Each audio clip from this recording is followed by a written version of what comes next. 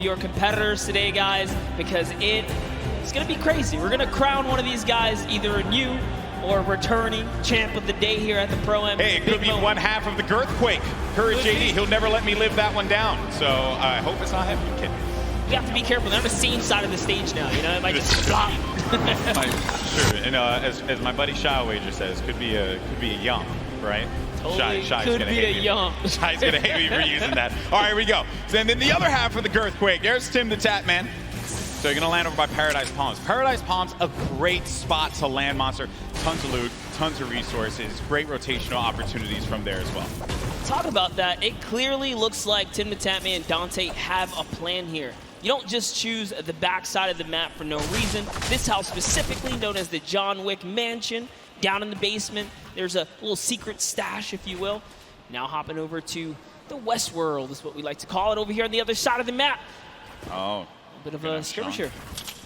Yeah, you got Osculords looking right over at Sean. Sean choosing to disengage from the fight. Will have that green tack SMG and has full shields as well, but oh no.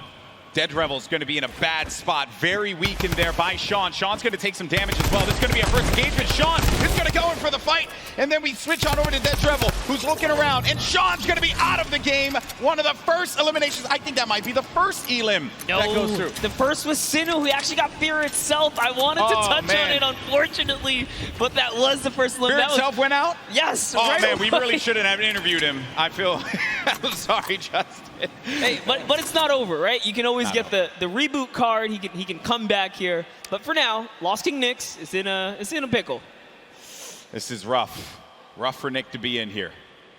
Now we're going to make our way to Ninja and Marshmallow, who this is another great spot to chill by. You get a ton of loot at the Lazy Lagoon. And on top of which, you know, I think there's I believe there's going to be some ballers close by. If you want to go for that, you also have the cannons you can use, I believe, to get out of there too. Yep, there's a lot of options for mobility here for sure. But, you know, what I like that's going on here, at least with Ninja and Marshmallow, Ninja straight up adopting, you know, his scrim and or competitive strategy, right? Lazy Lagoon, that is his most known spot for landing. So for him to land here, they mean serious business. Yeah, and he lands here relatively uncontested. There's going to be a duo over to the north, I want to say northwest, and also someone all the way up at the tippy north there. As we make our way now down forward toward Lucky Landing, we're going to have Sinnoh here along with O'King.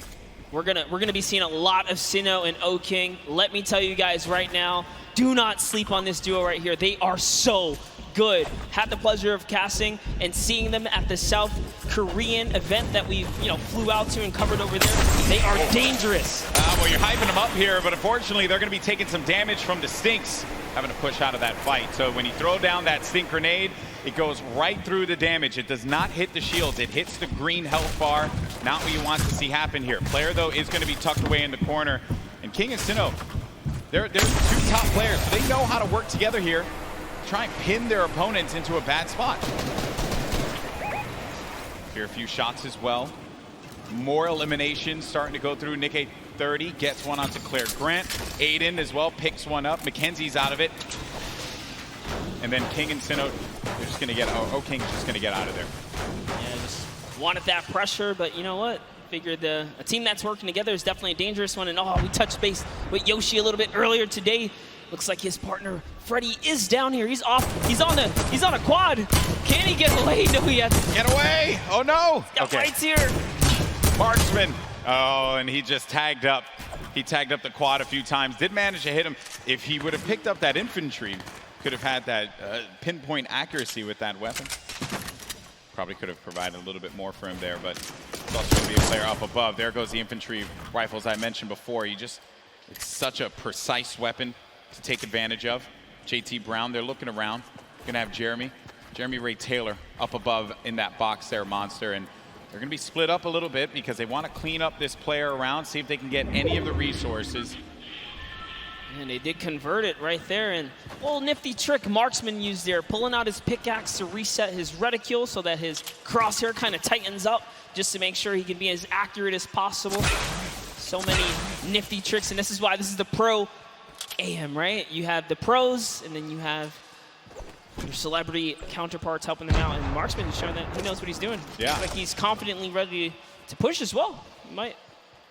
Exactly, and then we saw Ninja and Marshmello there on the corner of your screen for a moment, continuing to loot up. Players pushing around the side here. This is going to be coming from the west. GT Brown looking to get vision. He has that snipe out. Maybe he can get a connection perhaps, but it's going to be Marksman looking for the opportunity to take advantage of that heavy AR. Yes, I love this. JT Brown ready to back him up. He's got extra shields and everything. He's got that legendary sniper. He knows exactly where this player is at. Just looking for a small peek right here. He might take his face off. We will see. He's playing with a lot of confidence too. You can tell in the movements. JT Brown has played in multiple, I think he's played in every single Pro-Am that we've had. So no stranger here to this big stage. And then they're not really going to go for that fight. There wasn't really much of a reason for them to try and push in for that fight, Monster. That player did have that natural high ground. If JT Brown would have gotten the connection with the snipe, that would have been great. But you got to think about this, the storm, as it pushes on in. Now these players, you're going to take a little bit of damage here, but you have a lot of bodies scattered around. Junk Junction, Polar Peak, Happy Hamlet, even Lucky Landing. There's a lot of players that are going to be on the outside, but this circle is going to be pushing in, centered more toward Dusty Divot. So you're going to have that big circle around here. You're ticking for 1 damage per second as well. You got to start to make moves quickly. Yeah, Slogo Man does not want to play around here. He does not have anything to heal with in this moment. He has a glider redeploy. I mean, he can use it to get away, but with that one person trailing behind him, knows that Bai También. You did better. I didn't even try to. Hey, it's a little bit of Spanish right there, but hopping over to Ewok and Jordan Fisher. You got the accent. You got the capability. I respect it. I can pull it. I know you can. All right. So Ewok and Jordan Fisher. This duo at the summer block party. Ewok hunted Jordan Fisher down. Enemies have become friends here. And with the baller and the shadow bombs, they're going to rotate on out, get to the safe zone. A few players are going to be around here as well. And Ewok just tagged him. Take full advantage of the ping system, right? When you're able to do that, that helps so much. Sometimes you don't even need to use your words. You can just use the ping system to relay where the threats are going to be. Exactly, and that's what Ewok used as their primary form of communication here. Just going to lay down some fire. Didn't quite connect, but it's all good. Can she get a couple more shots? If they catch an advantage, we saw what she did last time to Jordan Fisher in the previous 2019 Pro-Am, right? The last one that just passed by where she made her debut. She pushed all the way across the field. She shows. Ewok gets very aggressive.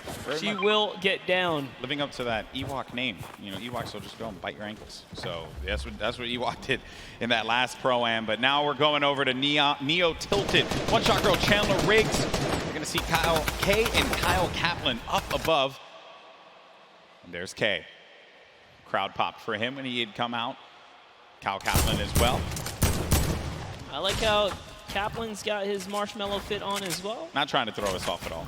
You know, honestly, that's like, I wouldn't use this, right? If you wear this fit, you're tempting other people to be like, dude, that's marshmallow, isn't it? Right? And then they just want to push.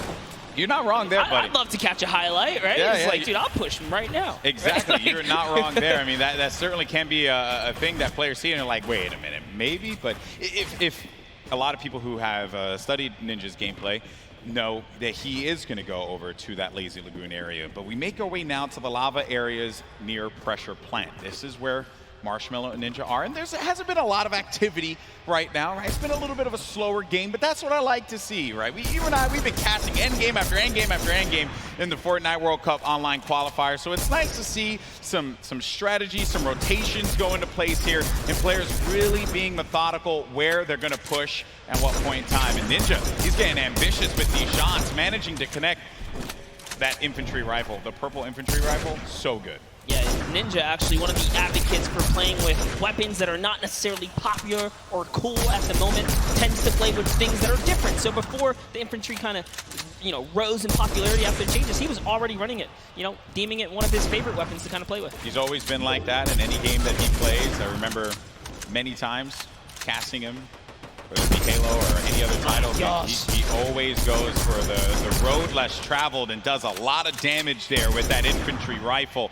Look at these players as they fly about through the jet streams. Myth on the other side as well with this duo there. It's got to be. Oh no, Tim the Tatman. No, Ooh. Tim. No, Tim. And he landed extra quickly.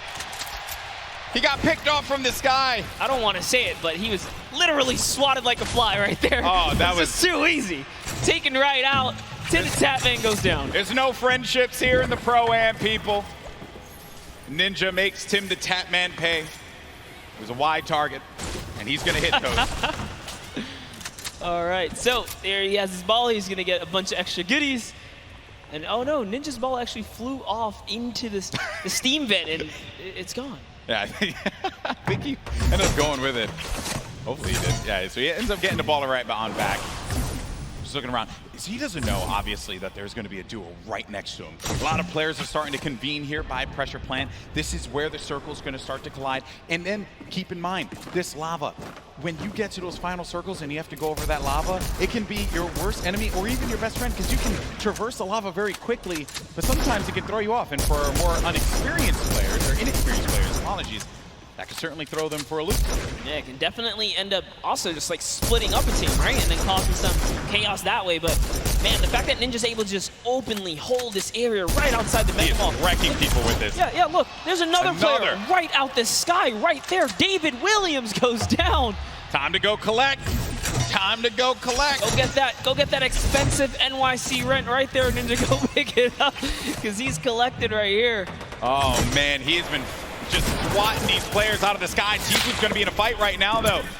Having to deal with this, going to use a shockwave grenade to get out of the engagement, reset himself. We'll have plenty of builds to work with as well. We'll also have those chug splashes for him and his teammate if he needs to use it. It's going to be Ewok and Jordan Fisher. This is a huge battle that's going to be taking place here. Tfue has the angle, he has a perspective, and with that combat shotgun, he can hit him from a distance as well. On the screen, you see Nick A30 gets eliminated, so he's going to be out of the game. But for now, all eyes are going to be set here on Tfue and this engagement with Jordan Fisher and Ewok. Yeah, he actually had to back up. Someone storm flipped right at him, forcing him out of that area. But lucky for him, he does have plenty of shockwaves to make a ton of moves. And Ewok actually gets pelted down a few more times there. Yeah, that's not good, because they're going to go down low, and they know exactly where they are.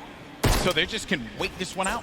Let me tell you right now, for every little bit of advantage Tfue gains here, the more unlikely it is that Ewok and Jordan Fisher are going to get out alive. And that's it. I think he's got his confidence all the way up. He knows he needs this loot here. He has natural high ground. Their backs are against the storm wall. They're going to start to push up, but oh, they're going to use the shockwave to fly out of there. That was just one, though. He only saw one, so there it is. Oh, no. He's kind of trapped there, pinned, and he's waiting for him. He's going to tag him. With the combat, so much damage being put forward. Tfue now going to be on the run. This is what Tfue does best when he's in your face. Oh, but he gets chunked. He's going to lose a lot of health there. Now going to be sitting at 35 HP and had to get out of there. Going to use those shockwave grenades. The movement that you get with that utility is huge. It was actually Jordan Fisher who came back to rescue Ewok, and it was just enough to back off Tfue. And now the entire battle's been reset. Everyone's in a danger zone here. He really is the perfect human being. He really is. There goes the jet stream. Ewok gets out. Jordan Fisher's taking damage, people. He's got to get out of that. He manages to fly on out of there. Now, the concern I have for Ewok and Jordan Fisher, they got to get back together. Yeah, but not only that, Tfue knows he has to get an elimination here. They are desperate. They're in shambles for gear here. And an artillery strike actually being rained down. Tfue is forced to be on defense. He's far from his teammate Nav. But look, Edwin Hodge and Props right here. They don't have health either. This is the perfect opportunity for Tfue. A lot of players are going to be very, very weak. And he gets an elimination on Edwin Hodge. That's going to be Tfue's fourth elimination. Nav has 2 of his own, 6 points total. Oh, there was a trap there! You never suspect the trap, Tfue! Oh my word! He is disgusted with what he just saw. Nav should be able to get him though, and they'll get back into this. He does have launch pads, so they can use that to get back into a safe position, but they don't have heals, Monster. Yes, he does. He actually has 2 campfires in his inventory. Oh, well, he doesn't have shields. Yeah, but he has to get to zone ASAP. Airwalks, a previous reigning champ so far, and RL Grime are going to push someone off here. And oh boy, this is the Pro-Am. It's starting to heat up here. That is going to get clipped so many times. Absolutely. Tfue hitting the trap. Never expected. Imagine catching a nice little 2-piece and then walking into a trap. That was perfect. There goes your summer block party winners, Airwalks and RL Grime, sitting on top of their, I want to say, hodgepodge constructed tower here. Then Tfue, right next to Allier. Boy, does he have a video for you. Tfue has not popped these double campfires. Oh, actually just keeping it going. That shot from Tfue, clinical. Combat shotty, that thing's going to tag you from what sometimes it feels like a mile away. This player's going to be behind this tree here, and Tfue sees it. Tfue sees it. Easy pickings for the veteran. The tree goes down, no more protection for him, but the shadow bomb is going to be used. You see that player flipping away on out of there, doing all the flippy stuff. Actually love it as well. He sent Nav in because Nav had the materials and the health advantage there to kind of lead the way, but now they're both in a desperate situation. Tfue forced to just get to farm in here. He's going to try and get what he can off the bunker. Ninja still in the same spot just outside the volcano vents. No reason for him to leave when he's hitting the shots the way that he has been with the infantry rifle. Your 2018 Fortnite Pro-Am champion. Marshmello going in for the shot there. Player's going to be picked off from this guy. This is going to be Sinnoh who gets Moose-Celled. Oh, man, that's rough. Sinnoh makes it to endgame with O-King. Like I said, they're going to be a troublesome duo. There's still tons of excellent players left in the game here. See Whit Laurie down below. He's closely nearby. Uh-oh, Ninja's actually super hurt now. I think he just received the snipe. Yeah, so Ninja's going to be in a rough spot, but we actually did catch one of his other shots earlier on. That was going to be on Michael Dreyer. That was Elim number 4. Now, though, Ninja getting back to a fighting position, but he's going to get hit again. This is rough for Ninja. Doesn't have a campfire. Saw Myth there. Saw Nick Merckx. A lot of good players. Competitive players nearby, that's right. Cloak is still going to be in this match. Marksman still in the game as well. Airwalks, as we had mentioned earlier, Wildcat there. Everyone gathered together here, right in between Dusty Divot and Mega Mall. Nick Merckx only with 1 elimination. When you get down to 15th place, that's when the placement points start to go through. There you see it right there, the format, how it works. Every elimination that these duos get is going to earn them 1 point, but when we hit 15th place, that's when you're going to start getting those placement points. And look right there, Myth just ended Ninja up above in a battle, and Marshmello's off to fend for himself as he impulsed out of the battle. And it looks like has to make a big decision here. Yep, he says, you know what, I'm going to get to zone, and it's time to leave Ninja's card behind. There's nothing he can do but play for placement at this point, so he goes straight for the high ground. Marshmello does manage to get up top there, and some great quick building is going to keep him safe for the time being. He can't get his card, and bear in mind, I mean, look at the circle. We're hitting into that half-in, half-out circle. Movement's going to start to happen here. Players are going to have to start thinking about those pushes, the rotations, and also who is going to be gatekeeping, preventing these solo players, perhaps, from getting in. Here's Sinnoh, 6 eliminations. That is a ton of elimination. Elims matter for points, guys, just as much as placement does. For every single person that gets taken out here, Sinnoh is 1 step closer to grabbing a nice lead. There's a great shot there. Someone's pushing up. Oh, it's his teammate. Okay, we'll disengage right there. All right, time to refocus. Oh, he's looking in the distance here. He sees Cody Walker, Yoshi, a new cough right there. Yoshi pops something. Looks like he had an impulse. He gets to the zone there. Cody Walker also goes down to Sinnoh. Edukov gets knocked as well. Who's that? It's going to be another. Sinnoh's placement is so good here. Mr. Fresh Asian. That's 8 eliminations for Sinnoh. They're going to be at 21, and I think I just saw it there that Marshmello eliminated Dr. Lupo. Wow. We have a replay of it. There you go, Lupo. Don't say I didn't love you. Oh, he clotheslined him, baby. Hit him with a running lariat. Dr. Lupo, you ain't nothing to Marshmello. Love it. Way to go, Marshmello. Keeping the dream alive for him and his duo. So good, even Lupo's with give no you so help. Much crap for that, by the way. Even I'm okay with no it, help, he's still in it, though. One shot girl poised right above him. Sinnoh could very well take this. He's got this ultimate high ground here with O-King. They're playing this one like it's a qualifier lobby, man. They got that high ground. They're raining down the shots. 9 eliminations for Sinnoh. O-King providing the support, and they're just going to continue to tarp with the floor, with the pyramid, so that they can own this high ground presence. Any players that are going to be flying in the sky, they're going to punish them with their ARs and the combat shotties if need be. You're going to need an aerial license or something like that. They're not going to let anyone fly for free here. No, they're not. Flake's power gets taken out to the zone, but just enough damage from O-King is going to allow him to secure that one here as everyone is off against the storm, trying their best to get to the next spot here. Take a look at O-King's perspective. He's got a minigun way up top. Oh, man, the minigun shredding them. You got to be careful, though, for that storm. Look how much damage is going to be taking O-King. Someone's actually above him, I believe. Look, he tried to break that right there. Yeah, it's Myth. It's Myth and Cloak are going to be engaging in this fight. Sinnoh plays that defense, protecting his teammate. Cloak is going to have a smidgen of health remaining. He's going to go right on top of Sinnoh and O-King. Chikwa just picked off one, and that's going to be Elim, number 10. On to Cloak. 11 as well will be registered. That's 11 points. We're also going to be in placement here, Monster. Wait a second. Are we still on the first game? Hold up. It's going down here. Courage is still going to be in this one, as well as Myth. Look at the play field, and look who is left. Wildcat alongside with JT Brown. You're going to have Jelty there as well. iFaris, Myth, he's taking a lot of damage outside of the storm, and Myth is going to be out of it. But Courage is still in the game, folks. A possibility for him to get this first game win, but I don't know if Sinnoh and O-King are going to let him have it. No, they're not. Not for free, at least here, as Sinnoh's landing more shots on his opponents here. He is running low on materials this time around. No, 500 mats. In comes the pressure. Will we finally give up this placement? Will we jump down to commit to this battle here? There's only 4 players left. We're now down to the final moments of game number 1. O-King is going to be out. It is all up to Sinnoh here. Wildcat down low. He takes the shot, and it's Sinnoh with a victory royale. Game 1 domination from the high ground, and they never let him come up ground. That was insane. They denied them any kind of territory whatsoever. This is why I love Fortnite right there. When you know your players, you can just smell them from a mile away. They're gonna do great things. We saw them way on the southeastern part of the map, the place that we like to call the West, right? They were there, they landed there, he took out Fear itself, and in a crazy turn of events, they slapped the entire lobby all the way through to that. Here's the final moments.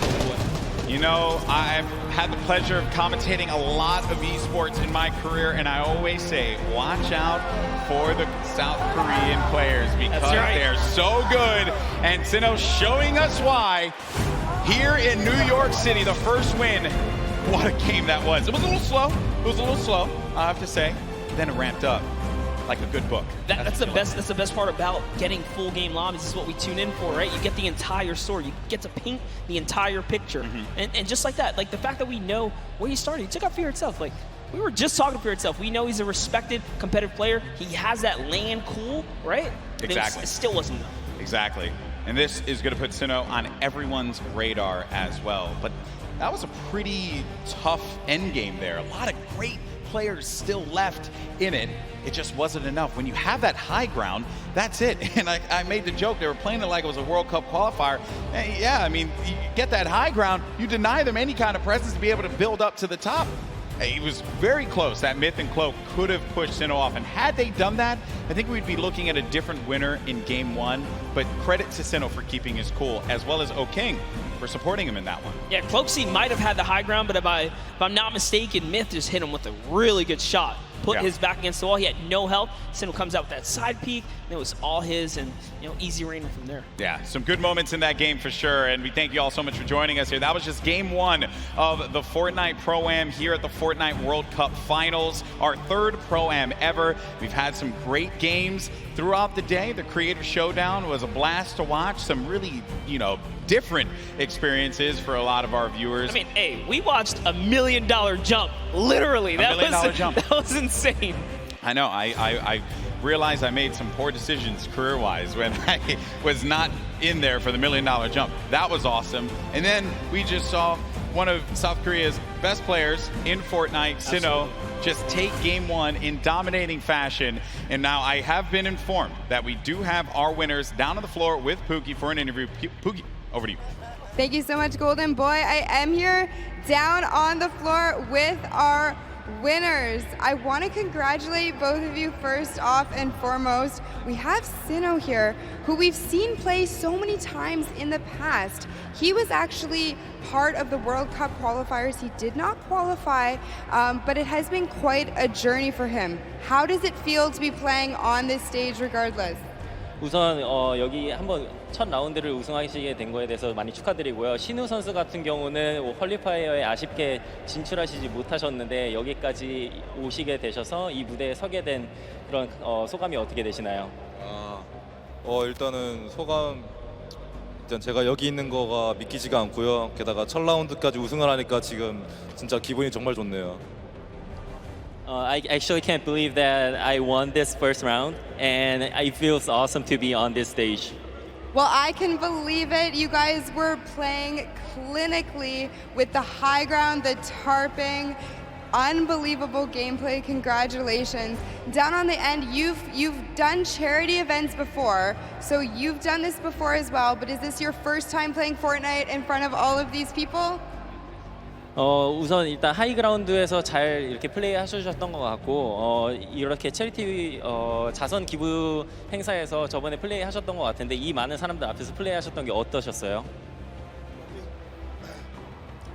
일단 굉장한 영광이고 이렇게 또 좋은 행사에서 좋은 사람들과 좋은 성적을 거둘 수 있을 것 같아서 뭐 미리 뭐 김칫국은 아니지만 좀 다음 라운드에서부터도 더 좋은 성적 내가지고 처음에 들어올 때 우리 아는 사람들 거의 없었거든요.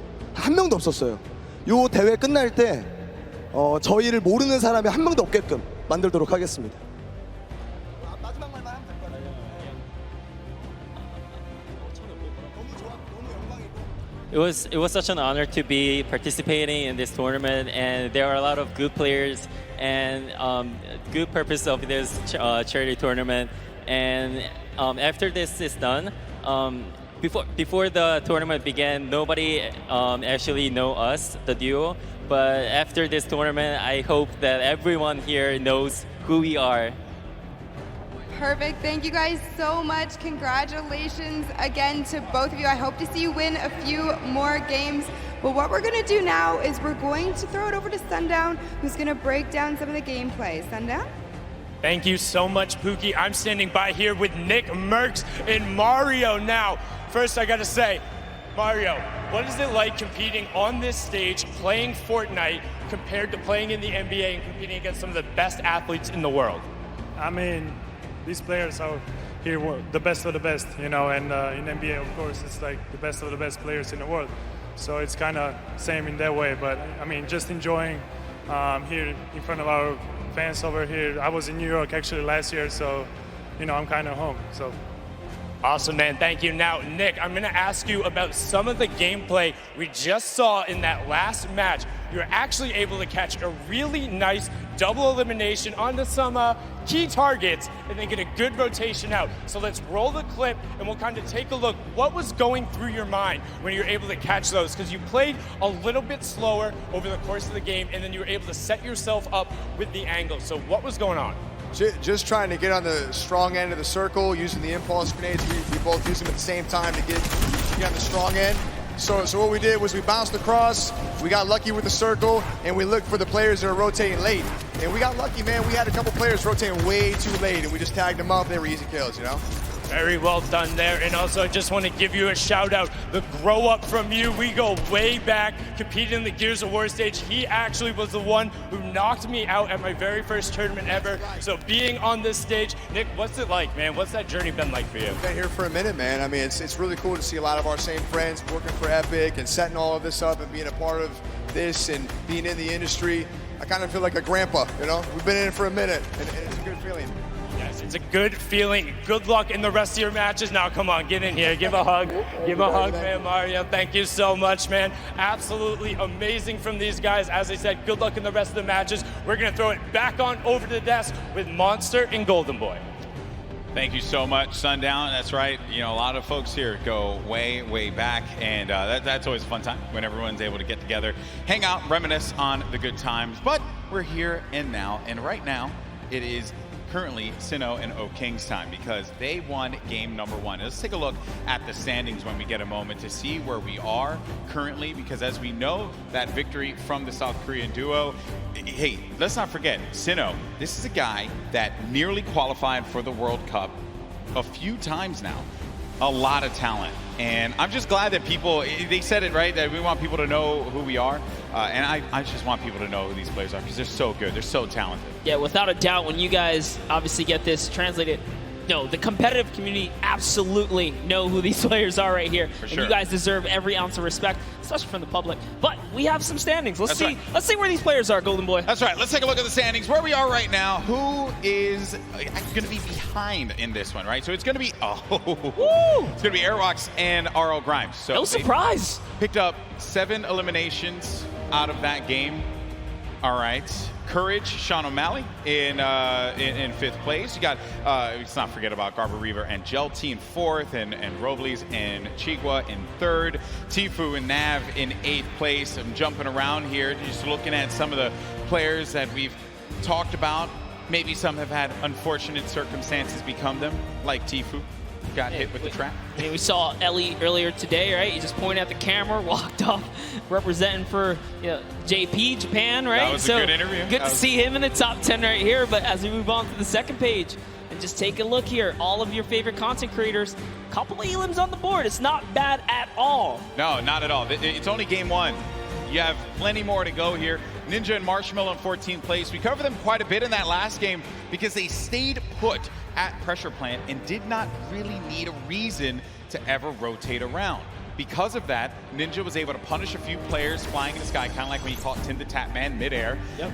That infantry rifle was huge for him. Maybe he's going to be able to do that again. Obviously, let's see how the circle works in your favor. But that's it. Game 1 is behind us. Now it's time for game number 2. Come on, New York City. Do these 2 New Yorkers proud. Let's start to make some noise and get hyped. Detonator's excited. I'm excited too. The countdown is about to begin. Who is going to come out on top in game 2? Here we go. The battle bus is flying over the island, and we're going to get a good trajectory here. Going over the ice biome, Bipolar Peak, making its way over to Lonely Lodge. That's right. It's cutting straight across the map, straight in half like a fresh New York pizza. It's straight down the middle right here, and everyone's going to get their take of the slice. I love making I like that it's pizza easy. reference, bro. You just have to. It's too easy. They're just giving out here. You can't be in New York and not make the pizza reference. Gotta make the pizza reference. And also, Chinkin, if you're listening to me, you fold the pizza. You don't eat it with you don't eat The flat. question is, do you flip it upside down on the cheese side, or No, man, no? just fold it straight I'm up. just asking. Some people, they advocate for that kind of stuff. Those But people are crazy. take a look here. You see Detonator floating on by. Marshmallow right there. No surprise. They're going right back to Lazy Lagoon. That's going to be their hometown. And they're getting landed on, by the way. You take a look at that map. There are some players nearby. Our champs, Sino and O-King. I think everyone wants to see them here. Yeah, that is a problem. There is a player that landed lazy. We'll keep tabs of that later. Here's the game 1 winner, Sino O-King. The lucky landing spot. You're going to get a few options all the way in the back, remember. So you're going to be all the way back here by Lucky. You can go to Fatal if you want to get some more loot. Maybe you want to push over to the desert biome, go to Paradise Palms, potentially where the circle is going to populate. We're going to find that out in a few seconds here as well. So this is when key decisions are going to have to be made. And lucky them that they went to Lucky Landing, because the circle literally lands right at the edge. So they're good. They're good for that push. They have a lot of real estate to work with, Monster. Call that winner's luck, all right? These guys Right. have the nice There's lead. beginner's luck and there's winner's luck. This is winner's luck. Winner's luck is a thing, all right? Sometimes things just go your way, and then you're the winner. Sure. Never happens to me. Breaks my heart. One day. I've seen it happen to you a few times, though. You've got a few. Hey, I'm got here. some shields, I'm here, I don't know. aren't I? Like, look at You got some shields out of nowhere in chests. When I watch your stream, very questionable. There Like, you that's go. not fair. Right when you needed it. How's that even possible? happens to the best of us. But Like, here- you just don't have a response. You're just like, that. But, you know, I don't question judge. it. I just take my blessings, man. I respect that, man. Some chug splashes there. Gonna bring everyone up to a decent amount there for the shields. Some eliminations already. We lost 2 duos already. Going over now to Paradise Palms. Same duos that were here before, sticking to these drops. You got Dead Drevel along with Oscure Lod. Oh, nice shots. Shots down. Did he connect there, though? No, he didn't, but at the very least, so he was on target, that player. Did manage to move around there. Hear that Shadow Bomb go out. And Dead Rebel had to have heard that, which is the reason why he's going to start pushing up here. Doesn't have the resources for a full fight. So he's going to be playing around this natural structure. And he needs to just farm up. Osculot's going to be taking a lot of damage as well. Going to have to get out of the fight. 34 HP remaining. He's going to need to rely on his teammate. Does not land that shot with the hand cannon. But Dead Rebel's there for the follow-up. That's Business Boy. Oh, but Business is closed down, unfortunately for him. Dead Rebel's going to be out of this one, but not dead yet. Did get peeked right there, so he has to be careful. Oscar just looking. Frizz has got such a good, position on them, and he even has shield. This is just like that. Now he's at 72 extra shield, so he's doing just fine. That jump shotgun, perfect for being chest to chest, get right up in a player's face and do tons of damage. And it's early game, so Frizz can get Business Boy's card, bring it back into the fight. Oh, the revive's going through. You see it, the pickup. Oh, but Osculot heard it, so had to get out of the fight. Frizz gonna go for the follow-up, but Frizz is gonna take a bunch of damage, down to 80 HP. Player's gonna jump for the fight there. Been a hope and a prayer, but unfortunately, Frizz is gonna get the better, and that's 2 eliminations, and that duo is gonna be out of the game. 2 huge eliminations, and just a little fun fact, I'm sure his girlfriend will be proud. It says here, they both have pink hair. Okay. I don't know what it's like to have pink hair. I have to talk to Ninja about that one. I know he did that for a little while. It won't look good on me, and also I don't really have a lot of hair. Yeah, I was gonna say, I don't want to break it. And speaking of someone with not a lot of hair, Dr. Lupo on your screen right now. Just messing around. That was a low blow. No, here we go. As Fortnite's resident senior citizen, I'll take it. I feel like I'm also a part of the geriatric gamer program. Actually, this is our first time seeing the Storm Sniper in play here. That's right. Just came out the other day, and it is, I think that players probably want to go with something. Okay, Dr. Lupo isn't actually the oldest caster for Fortnite. That's Grandpa Golden Boy. Really, guys? Really you had to do me dirty like that? Fun fact, in my hometown? Exposed. In my hometown, of all places? It's all right, though. I still love you guys.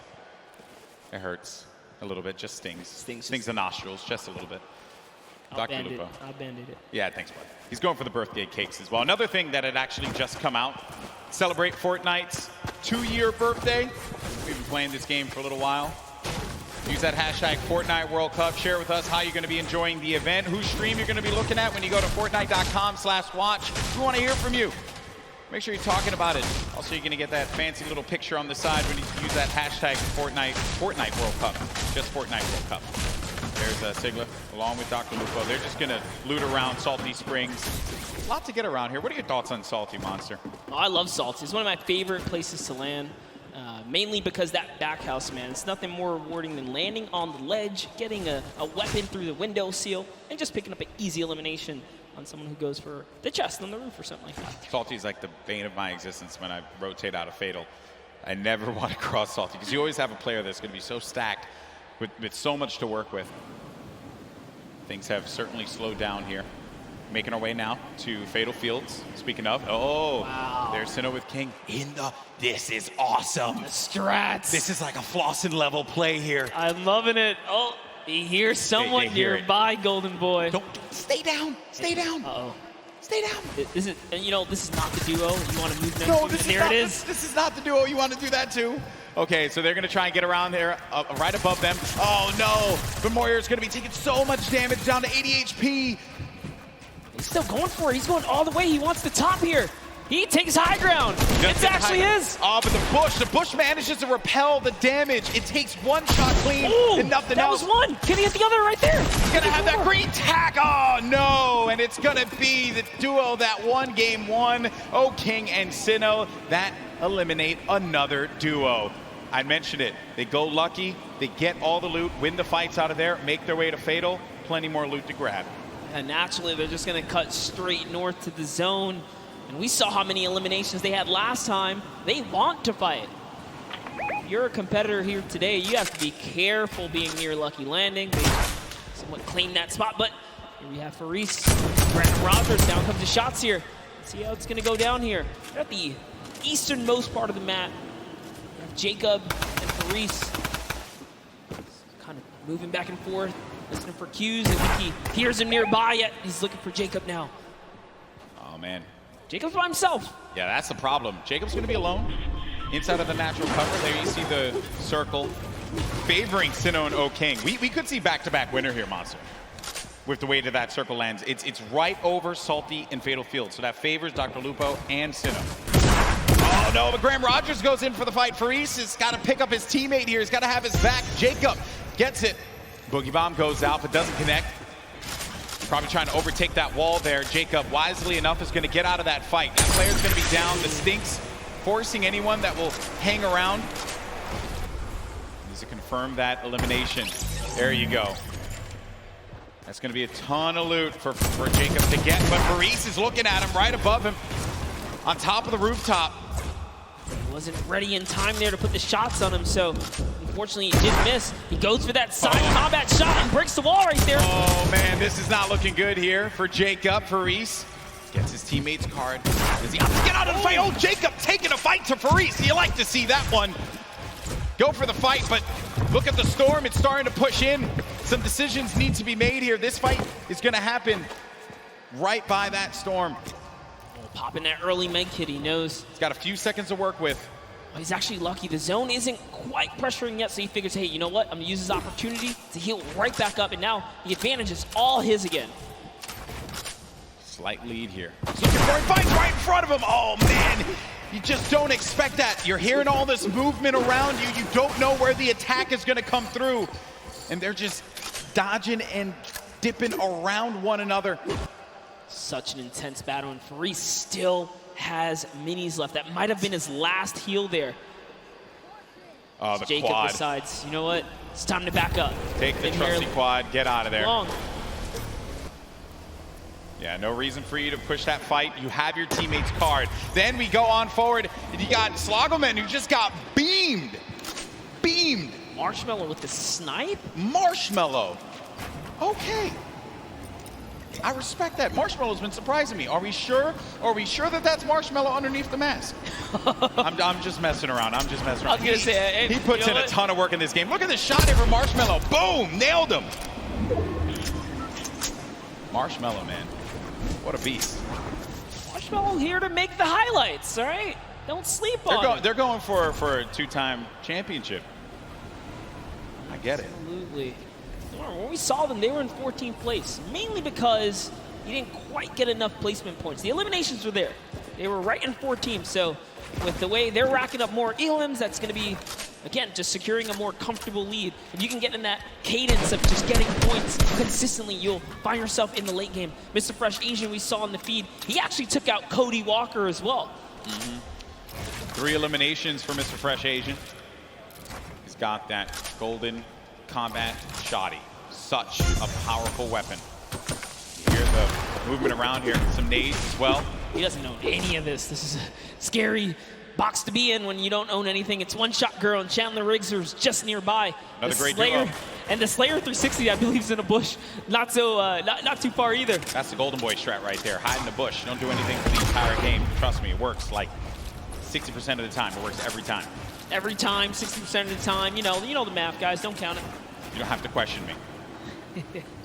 So Chandler Riggs and One Shot Girl, they're going to play this more defensive posture, this positioning here. They have no eliminations right now, and we're at 35 duels remaining. So it's going to take a while for those placements to go through. And then One Shot Girl just gets obliterated. Her health is gone. Now down to 5 HP. Chandler Riggs playing around the corner, trying to utilize a little bit of that right-hand advantage, but it is not coming to fruition there. Mr. Fresh Asian is going in for the push now, and this isn't looking good for this duo, Monster. Our heroes could fall right here, right now, as Mr. Fresh Asian is looking to get 5 eliminations on the board, gets ownership of the wall, and what a shot there from Mr. Fresh Asian. That's elim number 4.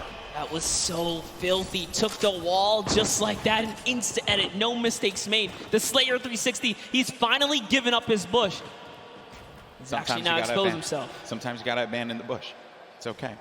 He's gotta give it up. He did take his opportunity to try and pop some shots. Mr. Asian did look over in that distance. He knows there's someone there. Now it's Marshmallow and Ninja rotating across here, as they're going to find themselves right outside the box here. Of course, if you're not familiar with Mr. Fresh Asian, he is top 100 most subscribed Australian YouTube channels. It's actually one of the fastest growing YouTube channels in Australia. So certainly check him out. I'm sure you're going to find some fun content there. There's Ninja and Marshmello, who have 2 eliminations for them. Marshmello's been playing great. A very different Marshmello from what we saw at the 2018 Fortnite Pro-Am. I think he's obviously put that time in, and it is paying off. It's paying off big time. Yeah, would have known Marshmello would continue his grind after the years here, but Sean, hey man, Fortnite. He's passionate about Fortnite. Still part of the regiment. There's Myth. 7 eliminations, Golden Boy. What? I didn't even look over there. What is Myth what's going on with him today? He's on something. He's out here to prove a point. Myth wants to pick up a win. How huge would that be for him? Seen him so many times in so many competitions. Also another player that tried for that Fortnite World Cup online qualifier. Came close a few times. Lots of talent there. And here's the format and how it works. Once we hit that 15th place, that's when those placement points start to go online. But because Myth has 7 eliminations, that means he has 7 points currently, Monster. And his teammate is down right now. Unfortunately, Michael Dreyer was taken out. We do know Michael Dreyer is interested in running that marathon this year, but you know, he's gonna need a little more stamina to keep up with Myth here in the Fortnite world. The idea of running a marathon crosses my mind. It makes me sweat. What kind of party do we have here, Golden? Chihua sitting right next to Alexia Ray and Jordan Jones. Jordan Jones at the start of this entire thing said, hey, you know, they know. She's here for the ladies, representing. She's got her gun ready. Someone's out. Oh, no. Oh, no. She's in a box. Sneaky plays here from Jordan Jones and Alexia Ray. That player had no idea. That was crazy. He got away. He took the launch pad. He got away. You never suspect the people in the cornfield. Jordan Jones and Alexia Ray, super sneaky plays here. Aaron Gordon's like, you know what? I'm just going to kind of keep my cool here, stick still. It's Ali A jumps back in the baller. He's out. He's like, yeah, you better be careful, man. There's some crazy people in the cornfield. It's like The Shining out there. Look out for that. Okay, and they're crouched, so you won't be able to hear their movement. You have to really focus on it. They got there just the 8 set. I like this strategy. They are eventually going to have to move here. Same thing for Ali A and Aaron Gordon, which for them, I'm sure that they're a little worried about where these players are going to be. Listen, Ali A might be a famous YouTuber, and Aaron might be huge on the basketball court here, but you step to these 2 ladies right here, they're going to make you look like little boys. They are ready to fire away right now. They are so ready. Okay, well, while that's going on over there, and I'm sure that's going to take a little while to come to fruition, we're going to have a classic battle here between Tfue and Ninja. Marshmello's trying to play that supporting role as well as Nav here. Marshmello taking a bunch of damage, and he's got to get to his teammate. Nav is boxing around there, and Marshmello's going to try and go toe-to-toe here against Tfue, but Marshmello gets picked off. That seemed like it was coming off from the distance there, and Ninja has to get out of that fight. There's just no reason for him to continue to engage in it, considering that they were getting third-party from afar. I think the shots came from Udakov and Flake's power over on top of that tower and punished Marshmello when he exposed himself and he jumped on top of that ramp. Tfue really showing why he's a World Cup qualifier. This is still happening, by the way. Oh, yeah. They're ready. Looks like Mario's left to save Nick Merckx here. He's going for the revive. Aiden's going to go in for the fight, though. Mario's got to be prepared for this. And Nick Merckx trying to direct traffic. He's got a few seconds here to pick him up. Aiden right outside. He's trying to pummel his way in through the doorway. Mario, again, setting up the defense, helping him out. Aiden, very weak. Came second place at the Summer Block Party, Monster. That's right. Can the Trailblazer, professional basketball player, Mario, fend off Aiden, ghost Aiden right here, right now to save Nick Merckx. And he's going to be hacking around each wall here. So he does it! Off and he gets ownership of the wall. You never want to go toe-to-toe with Aiden in the box, baby. He's going to punish you every time. Such a clean wall-taking transition. Always using the same rhythm. Hits the left wall, hits the right wall, doubles back, takes the wall, makes the quick edit, and it's his to go here. Sinnoh and O-King now hopping back with our previous Game 1 winners here. Still in the running, 2 eliminations. Tons of materials, launch pads, campfire. He's got everything he needs. And what's even better, they have the circle. The circle is in their advantage. We're now into Storm Phase 5. Tell you right now, he's going to build all the way up and start crushing players when you got zone like this. Let's see it. Now, some of you may be wondering what's going on right here. Maybe you're new to Fortnite. What he's doing is he's using the edit to peek through the pyramid so that this way he can get the lay of the land. Fortnite's all about information. What can you get out of players rotating? Who can you punish if they're going to be out in the field exposed? That can give you some more eliminations. More eliminations means more points. Kind of like what Sinnoh's seeing right here. This guy walking around by himself, and he knows that players are going to be above too because he's hearing the shots that are happening above him. That's going to be Jelty and Garborever over there as well. I like that. Here comes an artillery strike right on Mip's head. He is in the fray here, but Mip also tons of mobility here. He's got the minis. There you go. He knows he's on camera. What's up, Mip? There you go. Okay, so use the launch pad to get out, but he's in the sky, and those players are going to be hanging around him. He could get picked off. Dr. Lupo in the storm, but Dr. Lupo, no, unfortunately for him. Overstood his welcome in the storm right there. It does manage to tick him off. He secured the point before he was taken out there, but back to Myth. Myth's got 8 eliminations. He's so close to some placement here. Remember, they just have to get top 15 with the duo. There's only 20 duos remaining in the lobby here. The way this format works, it's similar to your other competitive formats that we've had over the weeks of qualifiers. Every elimination is a point. Oh, a lot of great players are still going to be in this fight here. Monster, Airwalks is in the fight. Grime as well. Symphony, Tim the Tatman. Got Marksman, Cloak, Aiden. He was taking a bunch of damage. He's going to go down from his teammate, Sean, who takes him out. Wow. Gets Nick a 30. Symphony finds Ellie.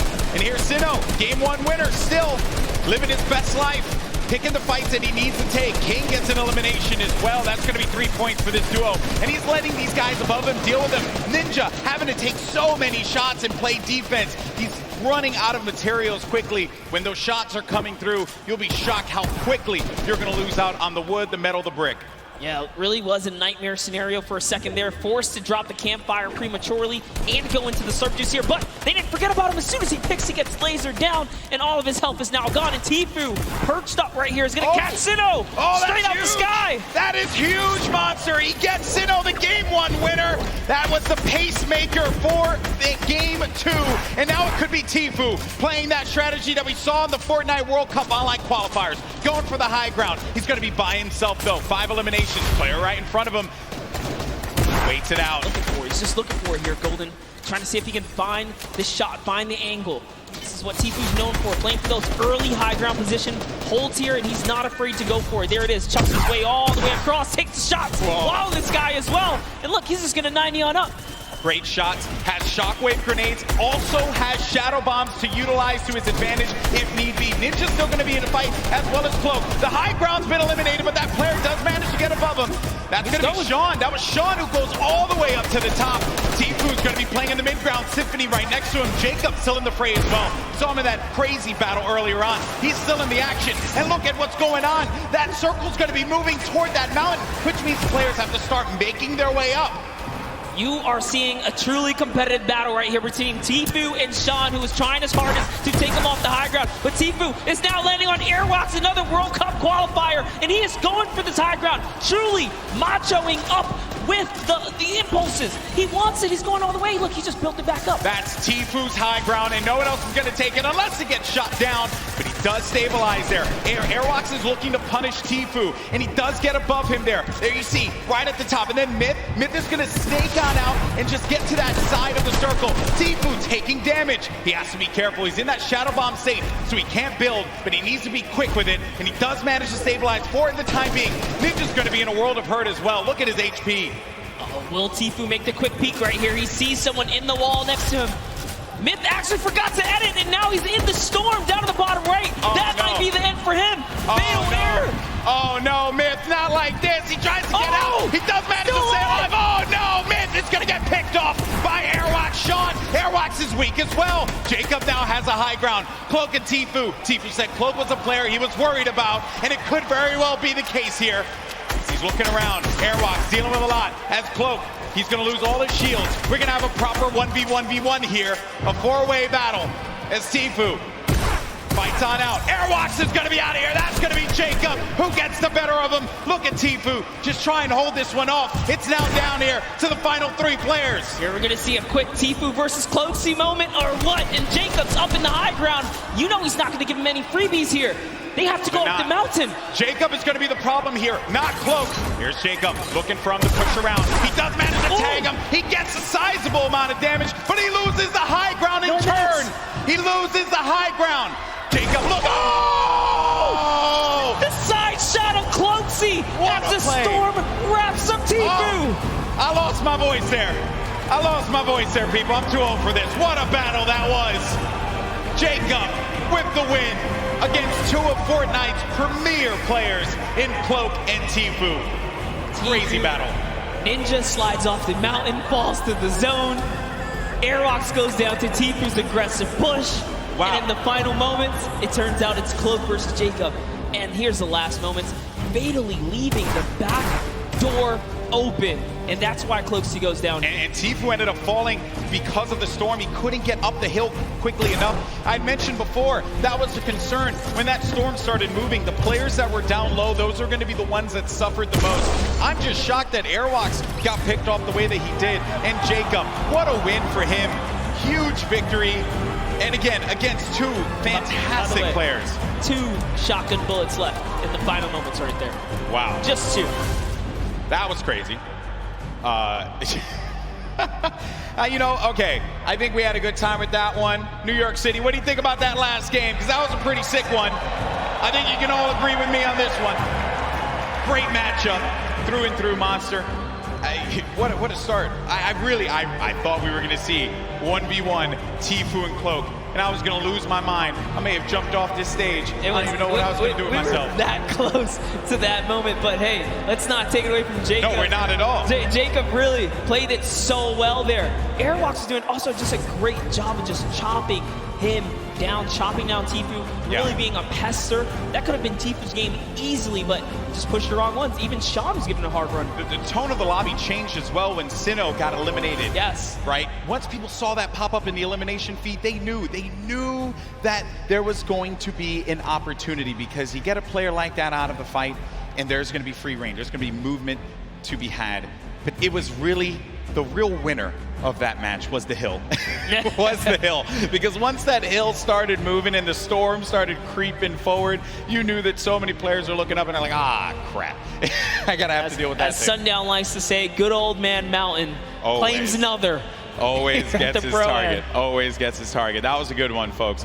We're probably going to get some words from our winner in a little bit. They're probably getting themselves all collected. I think we all kind of need to collect ourselves after that one. I thought Jacob lost that, man.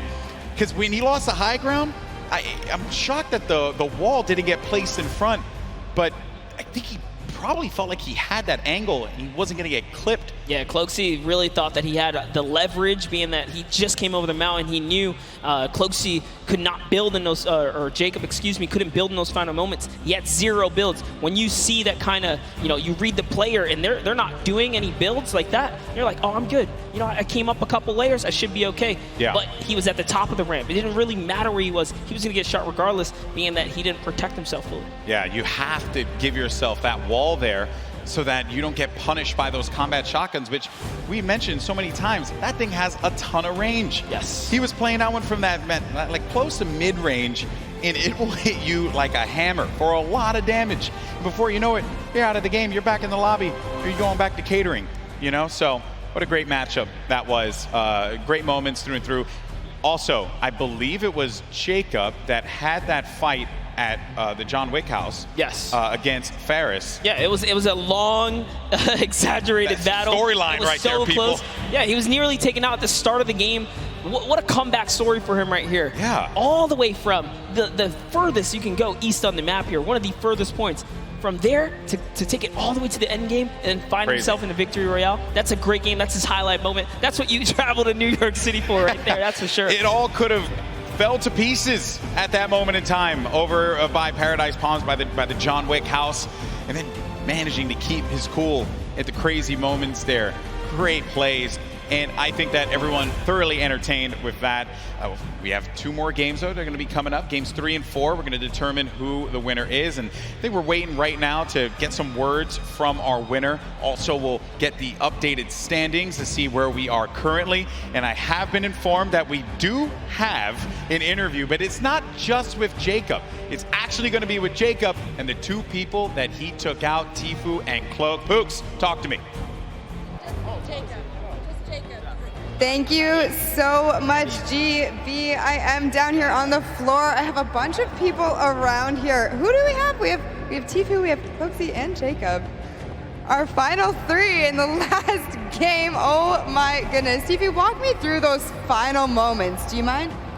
Well, basically, I was in the storm and I had no health the entire game. I had about 40 minis, but I don't know. I just got stuck in the storm. Cloak trapped me, held me in storm, dude, but he got clapped by Jacob, so it's all good. A little bit of animosity. We're gonna go over to this side here. Cloak, I gotta ask, what do you attribute to that? You had high ground over Jacob. What happened? I thought the zone was pulled down the hill, but it was still pulling up the hill, so I didn't wall off my back, and he got a free shot, and I died. You were eliminated, exactly. Now, Jacob, you took both of these guys out. You won that game, congratulations. Thank you very much. How does it feel to take out two of the biggest competitors on the biggest stage in the world? To be honest, I feel amazing, and when I was fighting with Cloxy, I was so stressed, but because I haven't got a match, yeah, but Cloxy fortunately didn't put the wall behind him, and I did it. So you capitalized on Cloxy's indiscretion there. But you know what? They're all friends. We can all get a handshake around here. We'll work on that. But thank you guys so much. Best of luck in your next games. Golden Boy, what do you think of these guys?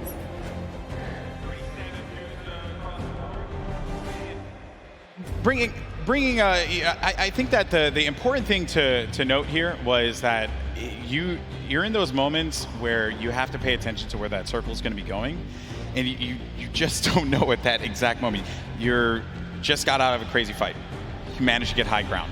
You know that this guy's below, and you don't see any builds coming out. So at that point in time, you're like, okay, I gotta just heal up. I gotta heal up. That's what I'm focused on. Yeah, the problem is you can't assume anything, especially in these final moments. You don't know if you're going against a pro or a celebrity. And, you know, Jacob right here traveling all the way from Poland now to show up and make it happen. These guys, these foreigners are really coming here and putting on a great performance so far. We already seen South Korea make that nice play from earlier today, but that'll lead us right into our next topic here. That's right, our standings. And hey, you mentioned it, Monster. Fortnite is a global game, and we're seeing it play out now. While he may not have gotten the win, Airwalks is in first place. Wow. With 14 eliminations, no victory royale, 28 points total. Sinnoh has been knocked down.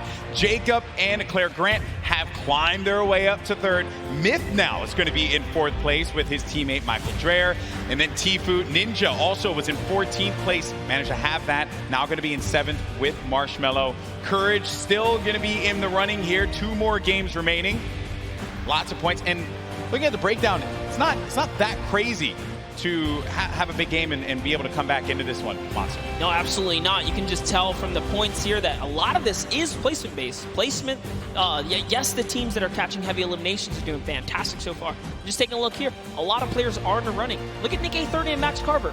They have 8 eliminations total. They just haven't placed. If you just squeeze in a couple placements right there, they're clearly catching the elims they need.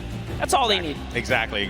Well, Monster, always a pleasure, my man. Boricua boys represent. But we're going to go to a quick break. When we come back, you're going to have Zeke over here calling the action along with Monster. And we have games 3 and 4. And then we're going to crown our next Pro-Am champion. You don't want to miss it. We'll see you on the other side.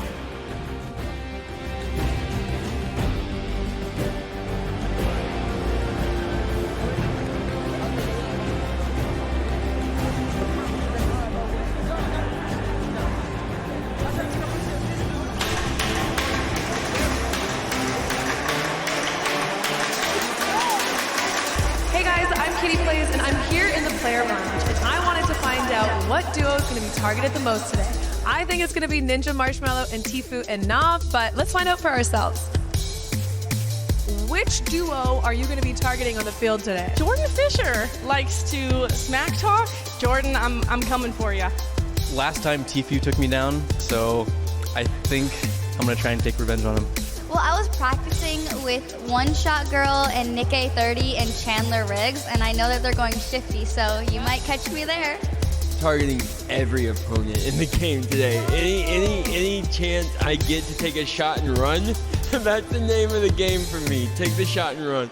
I don't want to name names, I got a couple friends here who might not see me coming, might see me coming. I'm going to be rolling around in a ball, trying to get some late game points and then get some elims at the end of the game. So I'm not going to be really targeting anybody.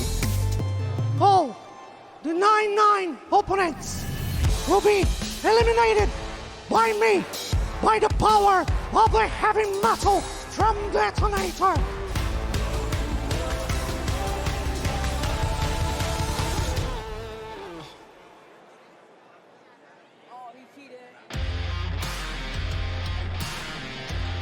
Hello, Fortnite fam. My name is PookieFace_. I've snuck up to the caster's deck to find out what being a Fortnite World Cup caster is all about. And to outline that a little bit for me, I have my friends here, Monster D-Face and Shio. So why don't you tell me a little bit about what goes in, what the process is for being a Fortnite World Cup caster?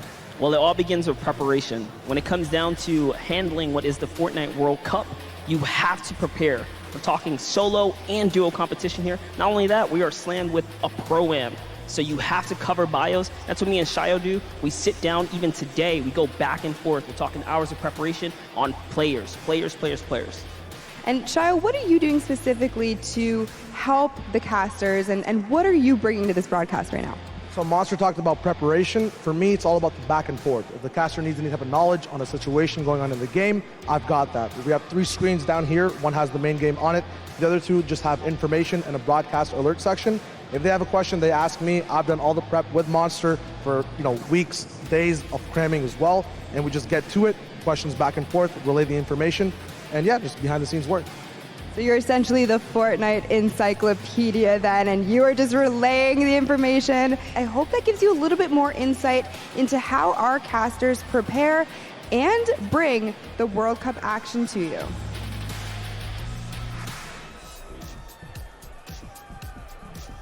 Hey, I'm Cease. And I'm Elevate. We're professional Fortnite players for 100 Thieves, and we're excited to play in the Fortnite World Cup.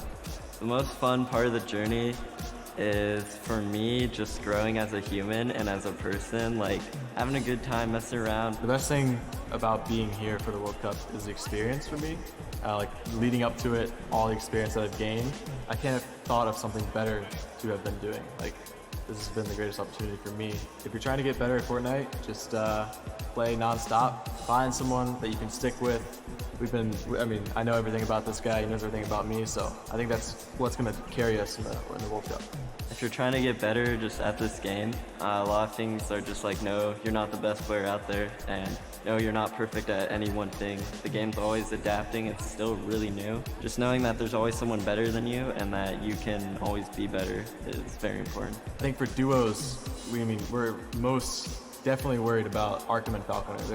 They're one of the best on the West. Oh. I don't know if I can hold it by myself. Oh, yeah. There's no way it's this heavy. Let it on there. Oh my god. Wait, I got this. Why is this a thing? Let go. I got it. I'm so strong, hold bro. one angle. Oh my. Why did they make it this heavy? This makes no sense. Shouldn't you know we're all like scrawny little gamer boys? Like, I'm going for it. Oh. Yeah, if I win, I'll definitely buy myself a Lambo, and then maybe my brother a Lambo, and then maybe my sister a Lambo, and then maybe my grandparents a Lambo. Pull up your own weight. Maybe my father a Lambo. This is Cease and the world's cutest e-athlete. Make sure you root us on the Fortnite World Cup. I'll see you guys later.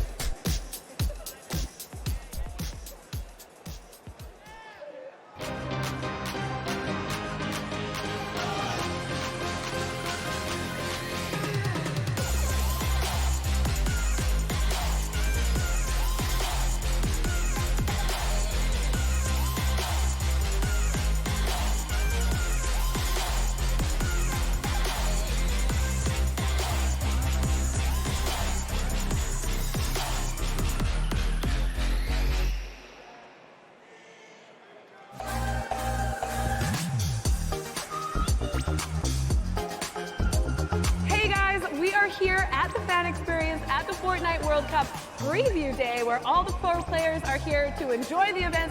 Pookie, what are you excited by? I've seen zip lines, I've seen mini golf, I've seen Nerf guns, Kitty. I also saw ballers. I can't wait to get into it. Let's go!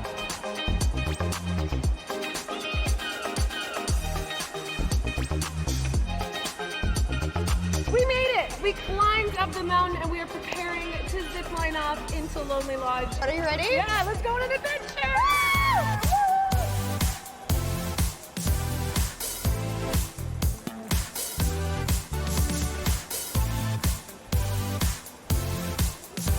Kitty, we made it over to the mini putt course. Woo! Nailed it! Hole in one.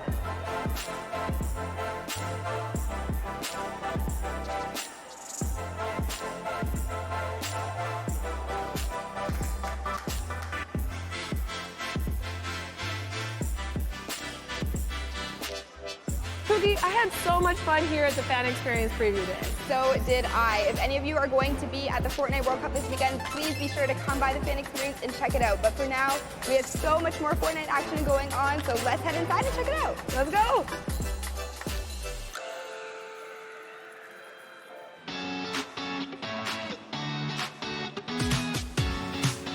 Hey guys, it's Kitty Plays, and I'm in the player lounge, and I want to know who everyone's favorite skin is and why. I think I like the hamburger guy, you know what I'm saying? But it's a big target, but I like the way it looks. I'd say my favorite skin is probably the default still. I literally just randomize it. The blow up dude, he's got the inflatable guy. The surfer dude, because I've been getting more eliminations with him. My favorite's default, because I'm a default. The bright bomber. It's so OG for me. Me. The Rook skin, because it looks like me. Yeah, I just kind of want to like look cool and appear intimidating because at 5'4" in real life, I don't scare a lot of people. Lynx, because I like cat. Yeah. That's my favorite too.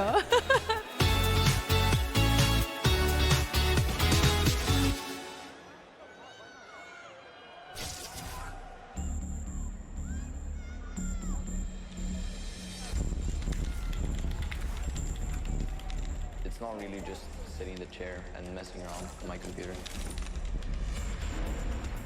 It's more serious stuff behind it than that. If I work out, I have a mental coach which helps me relieve stress. Awesome. If I try to eat healthy, I usually eat chicken and rice.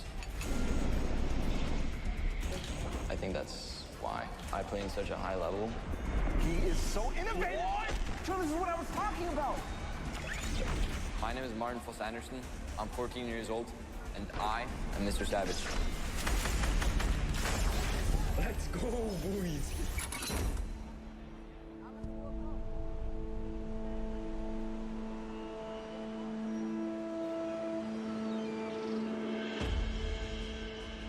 I live in Oslo in Norway. I really love the fact that I grew up here. Most Norwegians spend a lot of time outside. In the winter, I like cross-country skiing and slalom. But I think my favorite activity outside is playing football with my brother.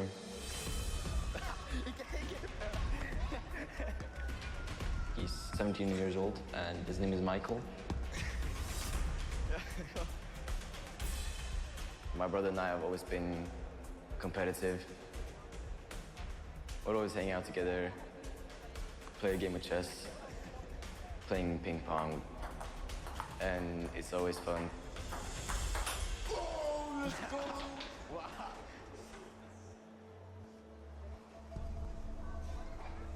My brother has a big role when it comes to my Fortnite career. He introduced me to the game, so without him, I maybe wouldn't even have started playing the game. At the beginning, we played a lot of games. I was better than him, and then he just exploded and took over.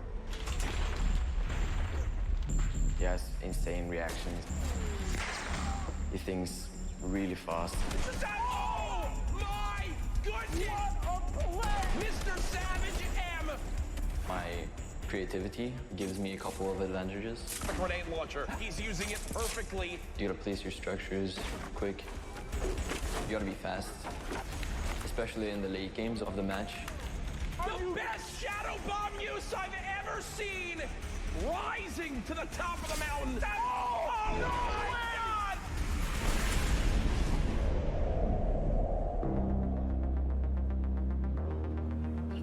I love meeting my fans.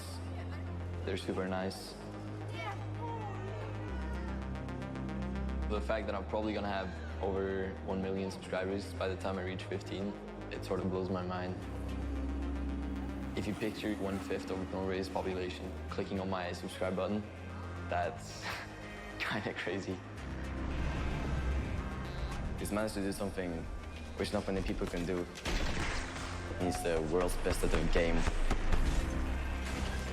I'm really proud of my little brother. Let's go, dude. My greatest passion is playing video games. I'm really fired up for playing in New York. I can't wait to see all my hard work pay off.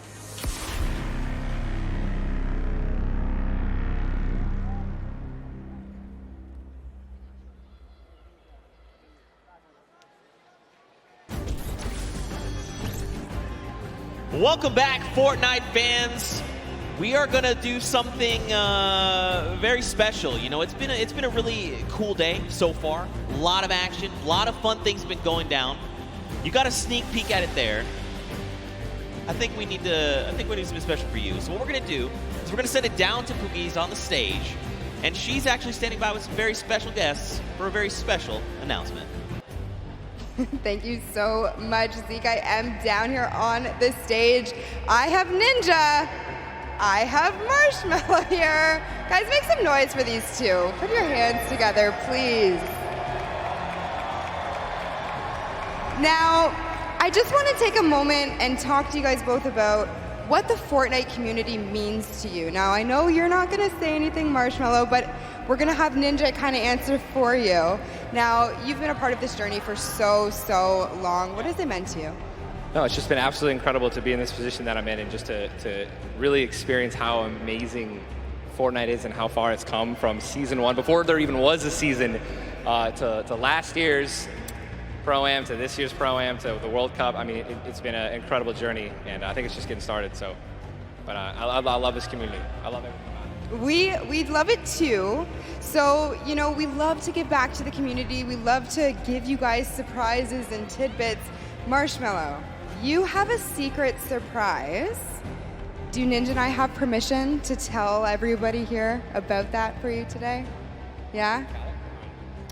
Marshmallow is going to be doing an amazing surprise concert on Sunday for you guys. So it's going to be amazing. So the concert is going to be at 1 p.m. Eastern for you guys here, as well for you guys at home. Be sure to check it out. Thank you, both of you, for taking the time to talk with me. Marshmallow, you better go hurry back to your seat. I found a stick, I found a campfire, I have some graham crackers. I just need a marshmallow. So, see you guys over there. And Zeke, back to you over the desk. All hands on deck, Marshmallow's performing on Sunday. We get to be there, like here in person? Yeah, no, we're gonna be here. Bro, I'm gonna be the guy at the front. I'm just gonna be like, Hey, you got the moves, I got man. sorry, I was moving I'll leave forward. it up to you for the both of us. All right. Well, there you have it, ladies and gentlemen. If you guys are here, and if you're tuning in from wherever, you get to view Marshmallow in concert from here, from wherever you're viewing it at 1 p.m. Eastern. You can't miss that. That's going to be insanely hype. This has already been incredible. That's a deal times 10. I mean, also, really quickly, Monster, I like how I left you and Golden Boy here for like 2 games, and you've already just, like, what is this, man? What is this? Hey, well, you know, we Just needed keep something the desk clean. The aroma of pancakes, you know, keeps them calm. Wait, can I get those back? Actually, that's actually a really good point. Anyway, we'll get to that in just a little bit. You know, guys, we've had an incredible day of action. We've already got 2 Pro-Am games down. We've got 2 left to go. Now let's get you back up to speed, just in case maybe you've forgotten. Maybe you're tuning in for the first time. This is a very classic format: top 15, top 10, top 5. The victory royale are all the placement thresholds, and every single elimination is, of course, that 1 point. Let's not forget, Monster, we are playing for charity. That's right. Yes, we are here. So you want to play for these placements. You've seen up until this point, it's been very intense. Everyone has been giving it their all. We've seen it out there. Shout out to all the regions that have been representing as well, because this leaderboard is looking nice. But here are the prizes they're fighting for. The charity, big first place, $1 million can go to your charity of choice. Of course, we're looking at duos competitions. They can kind of divvy that out. But everyone here is a winner, Zeke. That's right. And, you know, at the end of the day, that's what this is all about, right? We're playing for fun. We're playing for charity. And, of course, I mean, We've got an insane roster of players from Ninja and Marshmallow, your 2018 Pro-Am champions, to RL, Grimes, and Airwax. They are your Summer Block Party champions. Also, you're going to see Airwax on tomorrow playing in the duos competition. I mean, we've got people from different walks of life all coming together and putting on Peely outfits, because why wouldn't you, you know? And we saw Max Carver up there for a second. He's had roles on shows like Desperate Housewives and just a ton of celebrities here kind of showing face, bringing support to Fortnite, but also doing it for a right cause, which it doesn't get any better than that. Take a look at Ashley and Exile. Yeah, they're just killing it. You know, those Cloak, dance moves. Cloak, get off your phone. What are you doing? You're supposed to be dancing. Did you not get the memo? There it is. Give the big wave to Cloak if you're out in the audience. Give him a wave. Yeah. Well, but if you are using your phone, hashtag a Fortnite World Cup, tweet at Cloaksy. Obviously, he'll see it. It's right there. But, you know, show some love. But see, on the other end, you got people like Lachlan, right? Look at that. They're forming a strategy. They're like, look, this is the circle. This is where we're going. And then you've got some people that are just trying to accessorize. You know, do I want to look, which back bling do I want? Which skin do I need to rep while I'm eliminating the entire lobby coming out on top? This is just Fortnite, right? This is kind of where we're at right now. That's right. That's how it is. Tim the Tapman here. This is a powerhouse lineup we had right there for a second. Saw Doc Lupo and Courage all kind of lined up. Good to see all the buddies able to be close by. Oh, yeah, and let's not forget Monster. In case you guys didn't know, it's actually Fortnite's second birthday. That's right, Fortnite is 2 years old. So hop in, play some games. There's some challenges. There's also birthday cake all over the map. Also, in case you didn't play the last time, there's actually these gigantic presents that land on the map randomly, and you can farm them for materials. They've got things inside. Are we still going home Monday and, like, grinding? Yeah, no, absolutely. That's absolutely happening. I need to get the last Fort Bite. I need another 65,000 experience if I want. We're going to make it happen. Me, Bala, Shayo, Z, squads, Monday, happening. We're going to get you that. We're going to get you Singularity. I hope so, dude. I hope so. Man, but we're gearing up. The players are, of course, getting ready to board the battle bus. It takes a while to get up 100 people on the same bus, especially when you've got people like Tfue Cloak, Detonator up on deck. Oh, I'm sorry. Whoa, my bad. My bad. I'm sorry. Don't detonate him, all right? Keep calm. He's been doing good so far. Whoa, the ultra zoom right there. You got Marshmallow there in the back. I mean, again, Sean there on the left. So many incredible people. I recognize the pink and blue hair. I can't remember his name.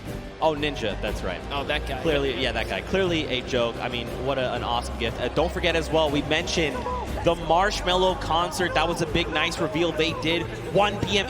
Eastern. Be here or be in game. You can watch it on twitch.com, fortnite.com/watch. So many different avenues to watch. I know Detonator's been stealing the show, but, you know, shout out to Python Bum, a Brazilian YouTuber. Told us that he wanted to play his first Battle Royale. He won his very first match, and then he didn't win for 2 weeks after that. Right, for sure. And, yeah, man, I can't stress that enough. That concert's going to kick off everything, right? The final day of competition. Really looking forward to it. Monster, who do you think? So we've watched 2 games, right? I mean, we've had some incredible games. I think in that first game, Sinu just caught me off guard. He had control over the entire game. Then Jacob in that last game, he went head-to-head with Cloak and Tfue, and he was the one that came out on top. So this feels almost like anyone's game, right? Anyone can come out and win. What have you kind of taken away so far? No, absolutely. We saw in game one, once I saw during the Pro-Am walkout, if Sinu and O-King were in the running, I was like, oh snap, we actually have some stacked up teams here. We already saw what Airwalks and RO Grime can do. They haven't won a game, but they are in first place as far as we know the last time we saw the standings. Right. That just shows that consistency. We know these guys are going to continue to be consistent, but, you know, at the same time, you saw Myth pop up at the end there. You saw Nick Merckx and Mario kind of pop up at the end as well. Aiden's still making his points in appearance. So everyone still has a fair shot, especially if you're in the, I'd say, roughly top 15 so far. For sure. There's only 2 games left. Yeah, for sure, man. I mean, it just takes one incredible pop-off game, right? You just drop like 10 eliminations. You make it even as far as top 5, and you're just going to be back where you need to be, trying to vie for that #1 spot. You know, I think for me, you know, I want to see more Sinu. I'm going to be completely honest. Like, he's part of T1. You know, we've seen him on Qualifier long. This guy's insane. I'm just looking forward to even more action. I'm actually curious. Wow, that's so weird. I was actually going to say, is Nick A30 going to show up? Because, whoa, hey. We saw Nick A30 for a while there. I lost. I blinked first. I blinked first. Death stare. Yeah, there you go. I blinked. No, I was actually going to say Nick A30, you know, people like One Shot Girl and Chandler Riggs, they are very... All right, everyone, first one to blink loses. Everyone in the stadium, here we go. That's right, don't blink. Cloak, don't blink. Oh, he did it right there. We saw it. He doesn't know how to play this game. He doesn't know how to play. It's okay, it's okay. He tried. It's okay. You've got Xavier Woods here holding on to that belt. I wonder, do you think he would let me hold it, the belt? You know, it might just break something on you. It's heavy. It's heavy. Oh, man, it's pretty incredible. Pretty incredible. You know, earlier on, of course. Oh, there. This is the dude. I'm telling you, man. Chandler Riggs, One Shot Girl, two incredible human beings. Also, I've seen Chandler Riggs several times now, and he's just one of the coolest people I've ever met in my entire life. One Shot Girl, one of the sweetest people I've ever met in my entire life. Love to see it. Earlier on, though, we did, you know, watch a lot of Myth gameplay, like you kind of said. I'd be curious to go back, take a look at some of the gameplay that he had, kind of see things from his perspective, and see what he's going on. And here we go. We can actually take a look at this. So check this out. Run me through this, Monster, because you were here for this. Yeah, we were kind of looking it right through. And actually, no, we actually didn't get this perspective here. So just tell Myth's in his A game. Kind of see everything he's gone through, his little journey there. Oh, the cone's so clean. All the practice paying off. Oh. No hesitation. Oh my gosh, Myth is in such great form here. That's what I like to see. At the Pro-Am, showing up, showing why he is TSM Myth, right? He's been around the block for a while. He's no stranger to competition. Good to see him in his zone here. And remember, most of the time he competes, he's under the NA West versus East, right? But now he's on land. He's in the same box with everyone else. So this is great to see him, you know, under fair circumstances, doing a great job. Yeah, for sure. And I mean, let's be honest, you know, the only thing that ever gets in Myth's way is actually fall damage. He's an incredible player, but fall damage, just like Tim the Tatman, it will claim both of them often. Let's go, Myth! Get hyped there! Yes! Also, Myth has this incredible dance. Do the dance! Oh. Yeah! Dude, let's go! I cannot do that. There's no way. He is a significantly better dancer. I actually one time tweeted at him, I was like, hey man, can I get some of those dance moves? He tried to transfer them to me. Turns out that's not how that works. He tried to transfer you dance moves. He was trying to give me like a little bit of it, right? And it just did not work out for me. But it's okay. That's all right. But you know, we've got more players. We've got Mr. Fresh Asian. That's right. We kind of watched some of his gameplay, tuned into him, see what he's got going on. I'd be curious to see some of that gameplay coming out of those previous two games. There's so many people, man. So many people from Walks Life we could look at. You want to see more OCE? We got OCE. We have everything here under the hub. The Pro-Am. I also, low-key, want to see more Detonator. Yeah? You want to see more Detonator? Absolutely. We'll get that later, too. But let's go ahead and pull up Mr. Fresh Asian. Let's see what his journey was like up until this point as well. And we got a nice little package of him. Look, just diving on players. Hey, you, crossing the river? Nope. Oh, that's a nice little headshot right there. And he takes another person down. It was Greer Grammar. Oh, no. And this one, we actually caught this one live in real time. This is such a fantastic play here. Fresh Asian with the proximity launcher, cracks open the build, puts the Splode right inside of it, catches White, and pushes all the way through. That's how good he is. And I mean, he's kind of put in a situation where he has to 1v2, you know? This is tough to do, especially on a stage like this. You've got all eyes around the world watching you, and yet he's going to come up clutch. Now remember, there's a pro and there's a celebrity, but to just do this like as if it was just two people who didn't know much about Fortnite, that's actually insane. That's what do I say? Confidence at its best. Yeah, for sure. I mean, listen, there's great Fortnite players all over the world. It extends way farther than you'd ever imagine. That's just proof right there, right? But you know, maybe we'll kind of see how things are going. Of course, you guys have been waiting for games. We've been waiting for games. We know. And guess what? Everyone is on board the battle bus. Game number 3 of the World Cup Prom is about to begin. If you guys here are excited, you need to get hyped right now because game number 3 is about to be underway. Count us in! That's what I'm talking about. Let's go. Game number 3. And I mean, look at this World Cup battle bus, man. There it is. Love that new Fortnite World Cup battle bus. And I love the fact that if you are loaded into Fortnite as well, you kind of see the feed coming up. So there are tons of new faces kind of tuning in here. Zeke, why don't you just give us a little rundown for everyone who might not know much about the Pro-Am or this, how monumental this weekend is for the community in general. That's right, man. I mean, we've had 10 weeks of open qualifiers for solos, for duos across 6 different regions. Anyone could play. All you had to do was hit 300 points and get the Champion League in the arena format, and then you could duo up, solo games, and try to qualify. We narrowed that down to top 3,000 players, and then from there we whittled it down to only a handful of spots per region, and that has led us here. And let's not forget, earlier on in the day, we even had the creative finals, right? 8 weeks of creative qualifiers. You had team leaders like Ninja, like Gotaga, Hand of Blood. These guys built these incredible creative trials. People went through, and then we had our finals earlier where Scissors and the Fish Fam took home the W. But, you know, Monster, I think we want to focus in on this game. Detonator is already down. Whitlari has taken down the Detonator. It has exploded. It is gone. Xavier Woods, Dankops are over here on the left. You got Doigbai, and Cody Walker. Yeah, Doigbai. Oh, man. Coach for the Millennial team there. But anyways, hopping on over to Dr. Lupo and Sigala here, who are in, what's that, a little bit of Neo action we got here. Man, you know, I have to give Courage props. That video they made earlier, you know, we kind of knew something. Courage was going to get back at Dr. Lupo in some way, shape, or form, but he wouldn't tell us what it was. I see you, Courage. That was pretty funny. But Sigala, Dr. Lupo, they are here. You've got people across the way, right? David Williams, Wildcat. They're sitting in the building over there. It looks like there's someone very close by. The 65 over there. Dr. Lupo going to send another one. And there you go. Dante is down across the way from Chigua. And Edwin Hodge here is picked up as well. And actually, Chigua's actually going to confirm Dante. So eliminations happening all over the place. Yeah, that's right. If you're in Neo Tilted, you're definitely in for some trouble. This is not the place to land. If you're not there to kind of bring it all the way, pedal to the metal, you got to stick to your teammate. And that's what Sigala's doing here. Doing a really good job kind of sticking to the hip of Dr. Lupo. So you have Wildcat and David Williams now. Saw Chandler Riggs and One Shot Girl. One Shot Girl is going to get cracked pretty hard right here. She's going to lose all that shield. But no fear, still backing up her teammate here. The jump shotgun's great for close quarters. And No has no mats now as well. She can't even disengage properly. I like that Chandler's kind of holding down the fort, right? Like, hey, she's very clearly identified, like, I need to get back in this house. There's loot there. Maybe something can help me here. I'm very low on HP. I need something.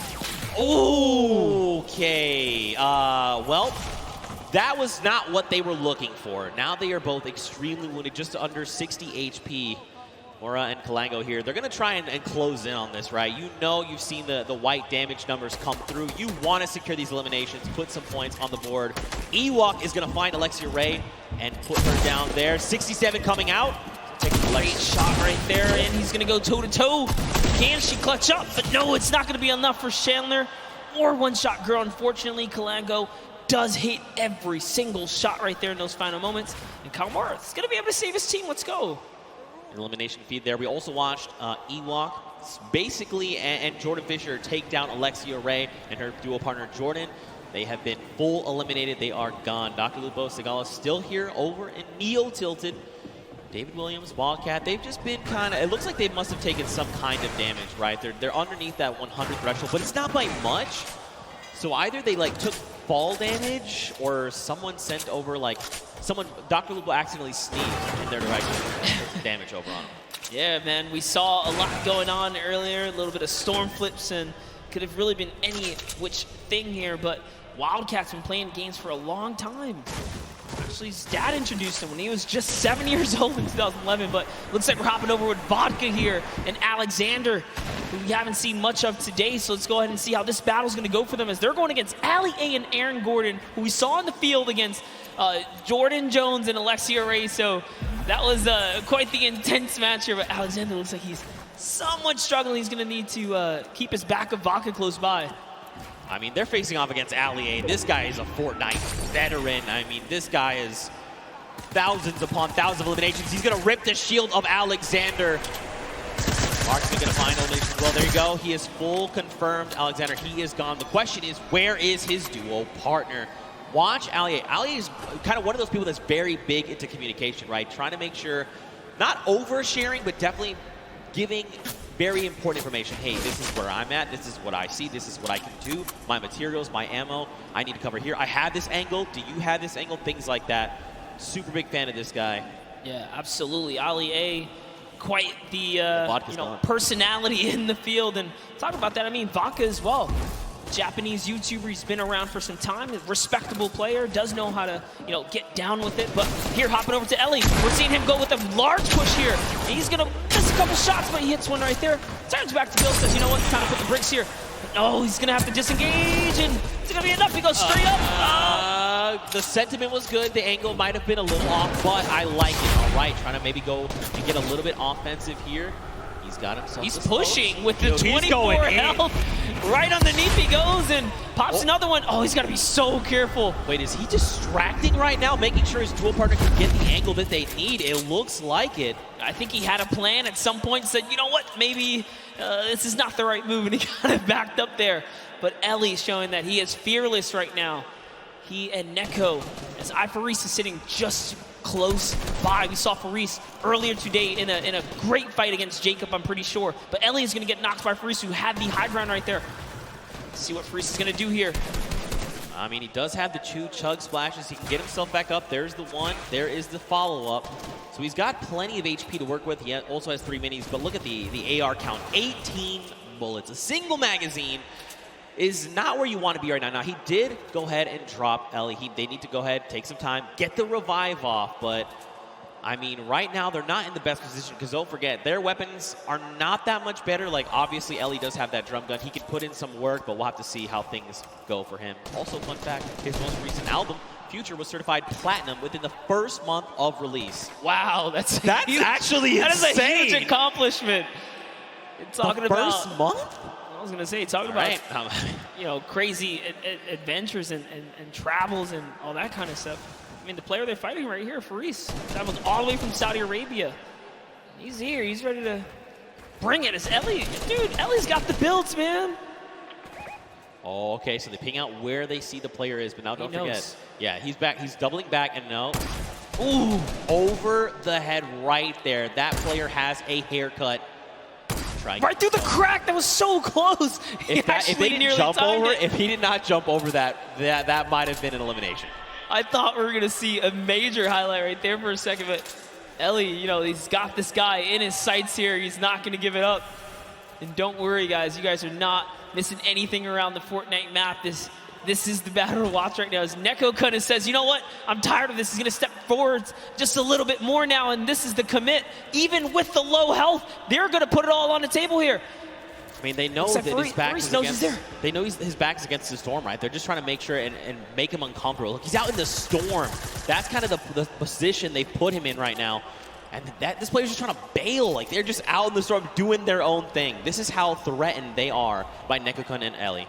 Ferris, I mean, it's okay. It's not ticking too bad yet. It's only that single point, but he's going to have to make a really long rotation, and that's if they don't spot him out in the storm. Yeah, you know what? It's going to be worth it.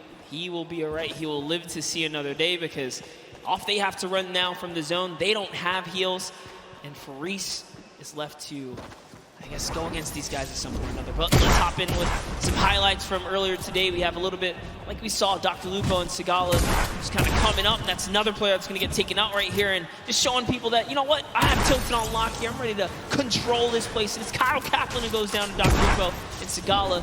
Again, they were sticking together at the hip earlier before, but Sigala's down. And I don't think Dr. Lupo has the reboot card, unfortunately. It does not look like it currently, but look, this is Dr. Lupo we're talking. The doctor is in the house. He knows what to do. He's been in these type of situations before. 1v the world, but that's okay. He's comfortable. Now look at this, Tfue and Nav. Look at the angle they have here. You've got Nav all the way in the back. He's sending sniper shots over to JT Brown. Tfue sitting there forward, right? He's just saying, all right, JT, come on. What are you trying to do? You trying to 1v1 me? You want to try and 1v1 my dual partner that's way back there? He's got a long angle on you. I have the close angle on you. Listen, JT Brown is a professional hockey player, right? If you can take that kind of punishment sometimes out there on the field, you can do anything. Let's see what JT Brown can do against the World Cup qualifier. He's speaking his head right there. And Steve says, you know what? Been here for a little too long. There's more, players around him. He's got to be careful. And now look, he has to use that launch pad because for just a moment he saw a player running up on Nav, but it's okay. They're back together. They're ready to try and work down on this player here. Looks like it's Marksman. Oh, that's JT's partners. Okay, so they were actually trying to line a pinch. Marksman used the Shadow Bomb to get behind him. So now Marksman's going to have to leave JT Brown behind.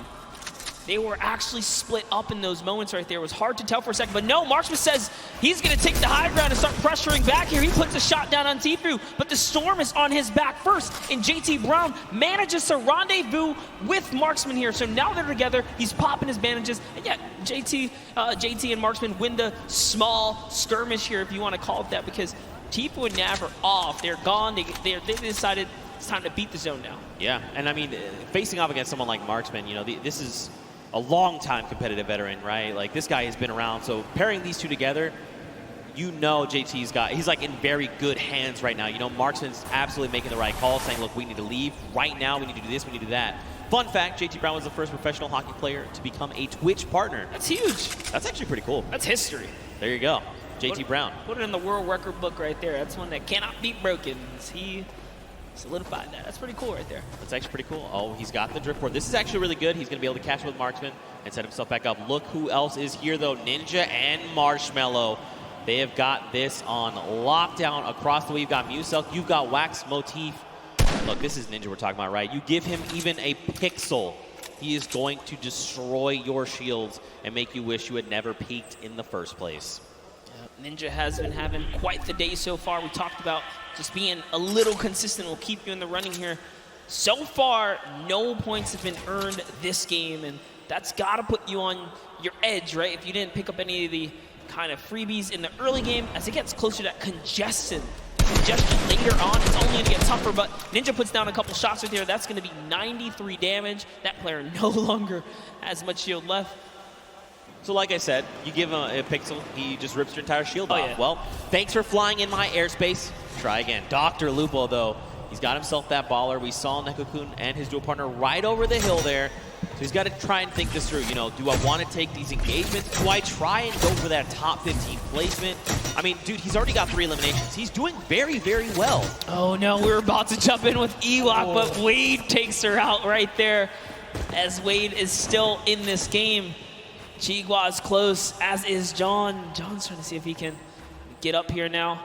And they've managed to take this hill and this positioning here. Jacob's still alive right now, as is Nick Merckx close by. I don't see Nick Merckx's partner. Where's Mario here? And oh no, Mario and Zanja has been taken out. He's got a launch pad though, he's okay. Yeah, the question is though, do you want to opt to use it? You know, I mean, check this you out. don't need Oh, to. he's using the new Storm Sniper to scout out the next zone here. Notice how he kind of zoned in there. He looked at it. He says, all right, time to double on back here. He's got all the information. You got to love plays like that. And he's doing it again. He's actually trying to get as much information out of that sniper as possible. Very interesting mechanic right there. Yo, I mean, look, Nick Merckx is a long-time competitive veteran, right? I mean, shout-outs to the M-Fam. This guy's been playing games since Gears of War. I mean, he is a third-person shooter master. This guy is insane. And, I mean, every single week we're seeing Nick reach new heights of play, right? He's just continuing to one-up himself every single day. But across the way, you've got Dr. Lupo going up against Lachlan and Liam McIntyre. This is really rough. Unfortunately, Dr. Lupo is caught in the most toxic gas here. He is chipped down to almost nothing. Another stink bomb is going to be his demise. Unfortunately, he is picked off. But I mean, if it's going to be to someone, Lachlan's, you know, that's fine. I'm cool with that. You know, that was a respectable takedown right there. Lachlan and Liam McIntyre just using the perfect stinkers right there. Unfortunately, you cannot dodge those. That is, you know, kind of it right there as they seal the deal. But they get themselves a baller out of it as well. And now they're going to be able to make it to the next zone as it's just at Neo Tilted here. You can see the map on the bottom right-hand corner. Neo Tilted is extremely congested. Players are just toppling on top of it. We're now back with Nick Merckx here. Nick Merckx already has the scoop on the Storm, right? He's got the sniper to tell it. Look, he's right in the middle as well. I was going to say, why doesn't he just put that to use, right? I mean, you've got a utility weapon that just rips people's faces off. Why not just go ahead and use that weapon? It's in your inventory. Also, let's point out the 5 chug splashes, by the way. So he's ready to go, right? He's like, look, I'll fight you. I'll just disengage. use this to just replenish myself. You know, you just got to do it, right? Yeah, Nick Merckson can literally take on a team right now and be okay, especially with the chug splashes being that you don't have to have a cooldown for them. You activate them right away. Talking about people that are in good position. I mean, Ninja and Marshmallow in a sweet spot here as well. They have the high ground. They also have the slip nearby, so everyone in Tilted, or nearby the slip, I should say, is just fine here. And look, we saw Faris earlier today. He's managed to stay alive. He's made it all the way to Tilted Towers, even without the heals, so he's still in it. Slayer 360 also still in the game. We saw a lot of him kind of sneaking around at different times. Dank Ops and Xavier Woods off in the distance there. Nick A30 still alive. Let's take a look at this little highlight from earlier. It's Airwalks, man. Airwalks so good. This duo actually is your Summer Block Party Pro-Am champions, and they are back to try and defend their title. Figures if anyone's going to stand in their way, it's going to be Ninja and Marshmallow, the 2018 Pro-Am champions. I like the way they've just kind of double boxed up. Like you said, man, they're just locking this down. They've got the angles. They're just ready to play. They want someone to try and challenge them because they're in such a strong position. Nick A30, though, he is just chilling on the side of the mountain. You've got Myth down below. Wildcats over the hill right now. I mean, there's quite a bit of talent all very near each other that at some point are going to have to open up their boxes and say hello to the other. Even Sinnoh is here as well. My goodness. Lachlan, Liam McIntyre, Grime, Airwax. There's so much. Tfue is here as well with Nav. Joey is there. He's a little wounded, but listen, he's still my fire. He's got his dual partner expert. Did you catch that one? You're too young. Never mind. Missed that one. That's okay. That's okay. No, guys. I know. Okay, all right. Good reference right there. Thanks, man. Gotta love the music reference. Nice little double snipe coming out of Tfue and Nav. Just pulling your leg, Zeke. Thanks, man, I guess. I don't know what to say to that. But anyway, check it out, all right? We saw 52 players, 34 duos, Monster. It's crazy that we've seen the game slow down this much, you know? You would have almost thought we were basically watching the duo finals. You would think this is Saturday. Yeah, it's definitely gotten a lot more intense as we approach the final games here. No one wants to kind of lose out, right? You want to get as much playtime as possible. Tfue utilizing a ramp overhead to make sure they skate straight across and not stay in the air for much longer than they need to be. And for that reason, they're not going to take much damage here. He's going to be able to pop this next mini and just be A-OK as they're still in the game. Don't forget, guys, Tfue's partner here, Nav. Let's make music as well, so good so far here is Ninja and Marshmallow just underneath them. Aiden lost King's Rob. Nick Merckx is landed in. Wait a minute. Okay, so Tfue's shield just got ripped. You've got Aiden. You've got Nick Merckx. You've got Ninja. You've got Marshmallow. Courage, JD, Myth, Cloak, Whitlari. They are all occupying this same space right now. Rob from the Lost Kings. I'm telling you, though, he's going to be the one to come out on top. I'm not saying that because he is a good friend of mine. I'm not biased at all. But here we go. On with Courage, JD. You've got Sean O'Malley. Look at dude. Everyone's here. Cody Walker's there. Claire gets picked up in the crossfire. You've got Wade up top. Look at everyone just flying in on top of each other right now. Sean O'Malley is here to show everyone why he's undefeated still. All right. He's been competing since 2013 in the UFC. He's here to prove a point with Courage. Courage came dangerously close at the Summer Block Party, taking it all home. They are still in the running here. 2 good games. These next 2 games can really be theirs to take. But we're going to hop in with Tim and Tatman. Wild card is active right here, right now. Now keep in mind, he's got no HP to work with. 57 really isn't that much. But this is Tim the Tatman that we're talking about. Why is the entire lobby? Tim, just believe. Tim, just believe. Nothing you can do and talk about Sean O'Malley. He takes him out.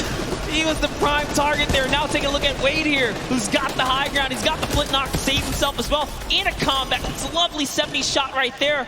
And this is where the lobby begins to condense and collapse on itself. Remember, no one has earned placement yet. There's still 26 duos in the running here, many of which are solos. Yo, if you were watching, did you watch the elimination feed? Grind picked up O-King, that is Sinnoh's dual partner. Tfue is actually going to be picked up by Nick A30. Wow. And Nav then turns around and says, Nick, not today, friend. It is not good, eh? And I'm just getting word, we actually have a replay of the wild card that we're going to get to take a look at together and relive just kind of what happened. So, you know, it's difficult, right, when situations like that. Wait, I'd pay for a slow motion of this part right here.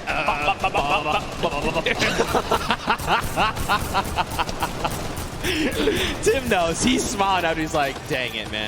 Being a good sport about it. You gotta love it. Aiden right there, look at disbelief as he gets taken out as well. But now off with Cloak. We saw Cloak make that end game earlier in the last game. Whitlari is going to go down here. Cloak's got just enough help to make it all happen. His loadout is so great as well. Perfect shadow bombs are going to allow him to rotate here. If he uses the structures, he can continue the rotation for free. And that's exactly what he's going to do. He's going to get nice and far into the zone. Free baller here for Nick Merckx. As Nick Merckx is going to use it. Why not, right? He can get this free safety for a little bit. Dude, this is where Nick wants to be, right? He wants to be in the middle of the chaos. As everyone's trying to, you know, panicking, trying to figure out what they want to do. Nick is calm. He is cool. He's collected. He is so deadly. Yes, that is also another thing. Okay, the baller is cracked. He tries to go for the builds, forgets for a moment. He's got to find his elimination. He needs something, anything. The chunks. Wait, what the trap? Those were builds? Were those builds? Did you get them? Oh, it wasn't enough though. He had to connect those shots right there. Someone did get dropped right above him. Sinnoh's still in the running here, even by himself, is taking teams out. That's he just took out Airwax, which is huge for Sinnoh because they both have 7 eliminations. Airwax has 10 elims, so he still does technically have the lead, even with placement. But the longer Sinnoh stays alive now, the closer he can be to kind of catching up and taking that first place. So that was a huge elimination here. Dude, now look, jumping in. Look who's still left though. Sinnoh, Sean, Symphony, Cloak, Jelty, Lachlan, Muselk, 7. There's so many people. Mr. Fresh Asian, we saw the clips from him. He's on super low HP, but he might be able to make something happen. Look at this. Cloak is in a great spot. Symphony as well. They have health advantage. The only other person is Muselk, who's sitting on basically 200 HP. Sean gets cracked right now, Monster. Jelty wants to secure this elimination if possible, right? That would be huge for him. This is essentially a solo game here. There are 8 players left, and everyone is left to fend. The Storm Flip! Oh my god, this could be so huge! Look at this space. It's occupying everything. It's forcing people up, forcing them down, making them have to reposition. Even Sean, he's actually safe somehow on the other side of it. Yeah, and Sinnoh doesn't care. He's like, you know what, I'm going to keep this high ground here. As Sean actually takes some damage from the flip right there, and then Sinnoh catches that Elim. So that's going to be another one for him. He falls down and could not convert on Cloak. As Cloak gets another, and it's his high ground now, and he has the health advantage over the lobby here. Can Cloaksy go from a second place to a first here? It's Muselk versus Cloak, and Cloak gets chunked right there. Massive shield rip there, but it's okay. He's got a single mini. He's got 70 HP, and look, Sim is just below. Not much effective HP. Muselk here, he's popping those shadow bombs, wants to try and drop out in an opportune moment. Wait a minute, this shockwave's gonna change everything! Cloak needs to land these shots up! He's got no HP, can he do it? He does! He takes out Muselk, and that is a competitive player's worst nightmare, hearing those impulses go off. But Cloak doesn't care. He doesn't care. Even with the 15 HP, he knows he can't take the zone here. He has to full commit for the offensive battle. The last 2 players are fighting right there. There goes the trap. Limited builds here. Jelty is down. Cloak, no help. Can he collect with the last shot? This is your opportunity. He's going to put the shots down here. Can he connect? He has to make something. Neither of them have the HP. No, you can't go on the storm! Nice job to Jelty, and unfortunately, Cloaksy takes the cursed second place once again in a back-to-back performance right there. But Jelty secures the deal in the final moments right there. All because he had a trap. Cloak had to back up right there. You couldn't do anything about it. But it was the hesitation that allowed them not to see where it. Man, to fall to the likes of Jelty now, just want to make you well aware, Jelty is one of these players who's been vying for a spot in the Fortnite World Cup qualifiers, trying to make it here to finals. So this was going to be a tough fight. Unfortunately, though, both players were so low on HP. Once you kind of force them out in the storm, it's basically, I need to force you to take the shot. I need you to line up a shot for me and to try and 50-50 it. See, it was right here. The action came out or the pressure down. But once he hesitated right here, that was where he made a fatal error. He just couldn't play with the zone. He couldn't play with the zone. Very tough, but very well fought. I mean, let's take it back, you know, when Muselk jumped him right on the spot, and Cloak said, you know what, I have nothing to work with, no HP, no builds, no nothing. I'm taking the fight. He was the one that came out on top, and that's why he secured himself the second place. Still, I mean, you know, this is a very big accomplishment for both these players, right? Jelty picking up the Victory Royale, 3 points from that. I mean, Cloak popping off.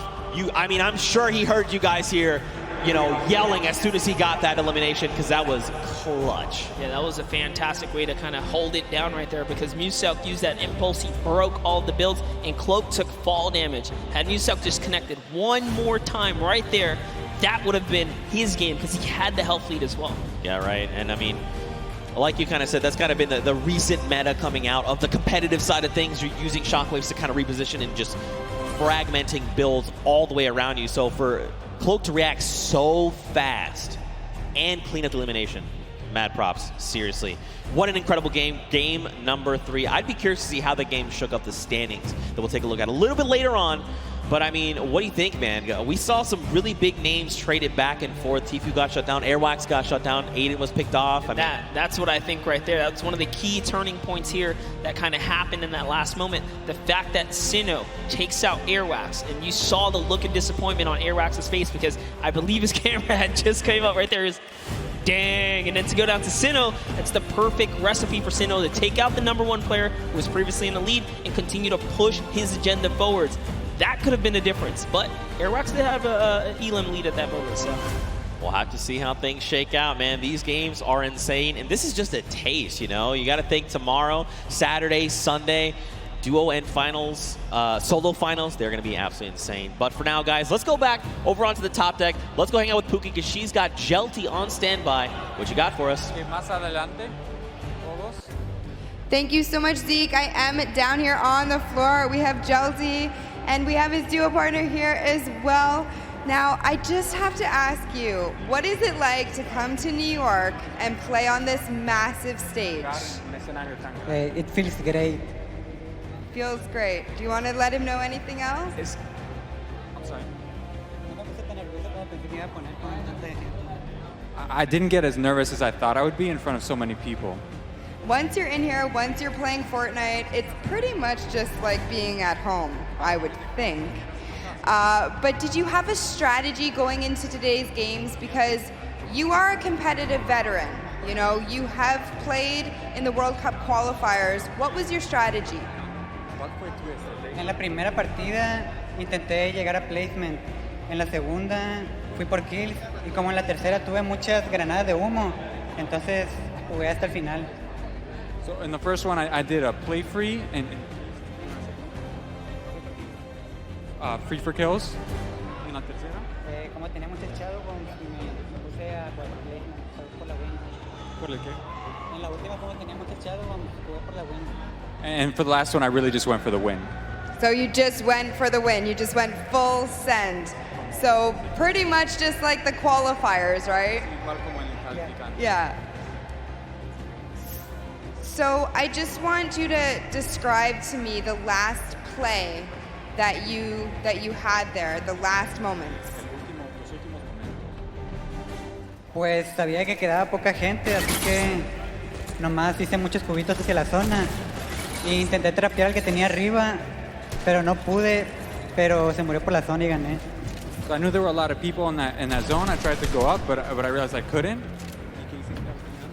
Lo intenté matar con trampa, pero no pude y él se murió por zona. So I tried to go up the ramp and then I couldn't enter that zone.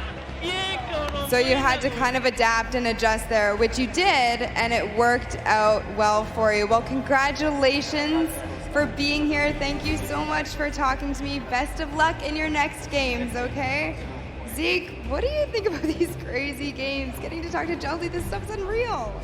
Listen, it looks like Jelty might have been a little nervous, all right? But Jelty, I'm going to tell you right now, you're a slayer, all right? Don't be nervous when you're that dang good. Well fought from him. But again, we've got another game. One game left that is going to determine who walks away the Fortnite World Cup Pro-Am champion. Yeah, I need to see if Jelty and Gabba, the Mexican duo right there, had enough to push them all the way up to top 10. We're going to find out right now. Let's peer into the standings right here. Let's take a look at the standings. Let's see what it is, Zeke. It's still holding the lead, even after Sinnoh took it over. But guess what? Jelty, Gabba, right there, the Mexican duo coming right up to the top right there. You saw Jelty's skills. You can't sleep on him. That cone was so nice in those final moments. But hey, Cloak with another second place performance. He's Yeah. back up there. I mean, but I think the big standout right now is Airwax and LR Grime. These guys are still holding that lead. And this is kind of something we saw back at the summer block party. But let's hop on over. Let's see who is in our 11th through 20th spot. What is going on the opposite end right now? Remember the number 42. That's where you're trying to aim. You've got people like Nick from the Lost Kings. You've got Sean there as well. Simp is up there. So many talented players. Nick A30. You know, all these guys really need is a stellar game, right? They need to put everything on the table right here, right now. Whether that be, you know what, we're going to hot drop. We're going to find as many eliminations as we possibly can. And then let's go ahead and pick up the W. We got ourselves... I say that like it's an easy thing. That's not me. I can't do that at all. Yeah, absolutely. We got ourselves some really intense competition right here. RO, Grime, and Airwax is not getting this for free. It is very close at the top. Xavier Woods is saying, you know what, we're still champs here. Still champs. In your heart. I believe it. Absolutely. All right, here we go. Ladies and gentlemen, the final game of the Fortnite World Cup Pro-Am is about to begin. If you guys are excited, let everyone sitting on this stage, let them all know. Let's get hype, because this is it. After this, we crown a new potential champion. Can Airwax and LR Grime hold on and defend their title and become two-time Pro-Am champions? That would be insane. Can Ninja and Marshmallow come up huge in this final game? Can someone else show up when it is necessary? Well, we'll find out. These players are dropping right here, right now. It really is the story. Will Sinu win his lucky landing drop here and continue to put the rain down? He had a lot of eliminations in the previous round, but he couldn't break the next threshold. 4 more points to close the gap. Airwax had 10 elims with this duo. RO Graham had 3. He had 7. That's a lot of action. They're not afraid to win these battles. Wait. See what's up. We have Robles here, and Chiqua is gonna confirm. Okay, so they got the, kind of alpha up on the spot. So you know what? We're gonna take this spot right here. This is their loot now. They're gonna go in and claim that. Nice little start for them right there. This is a rough spot to land sometimes, right? Because you can have 3 potential chest spawns. Sometimes you get unlucky, you get the 2 there. So they're going to have enough to kind of get them started. But man, do they need something else heading their way? There's quite a few spots that could rotate from. I got a question for you. So Chiqua actually used to be a console player. He played Fortnite on console. He actually swapped over to keyboard and mouse, and he's a competitive player on keyboard and mouse now. Did you still play with a remote controller, or have you made the transition? Did you just ask if I played with a remote controller? I'm asking if you still do, or have No, first of all, I've always played mouse and keyboard. Thank you. Also, remote control is something you use to drive something else. Right. What is wrong with you, Monster? The controller. No, I've actually, I played a controller for a little bit at the very start, and then I was like, you know what, I really want to try and just get better with mouse and keyboard, and so I dedicate a lot of my time to kind of focusing up with that. So now am I good? I'll tell you what, ask Sundown and he will tell you the honest truth. Hey, right listen, now. I saw you in the practice games win that game over Bala. No one's gonna listen. Hey, that's what happened, but that really happened. You got this, but let's not take away from Eric Gordon. No, Slogo Man as well. He is down. Look at this. This is Ali 8. He's like, hey, hello. I'd like to come in the house now, please. I need eliminations. Excuse me. I like what he did there. He's using those stinkers to clear out the air, see if there's anyone nearby. Jeremy Ray's going to stick this revive, even without taking out Ali. He says, you know what? You're safe enough. I'm just going to get you right here. He's going to commit to it. It's only a couple seconds left. Is it going to be enough? Listen, we'll find out soon. He's been part of the movie It. He knows what true terror is. Ali is not going to be the one terrifying him for trying to revive his teammate. Over, though, you got Ewok. You've got Jordan Fisher. They are hanging out by Pueblo right now. And it looks like they're pretty kitted out, all things considered. I mean, they've got the bare bones of what they need to get themselves started, right?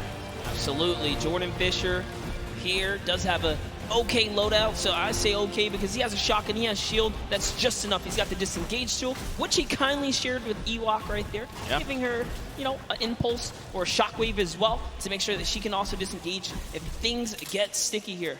But it's all about getting that information. Look at the creep up.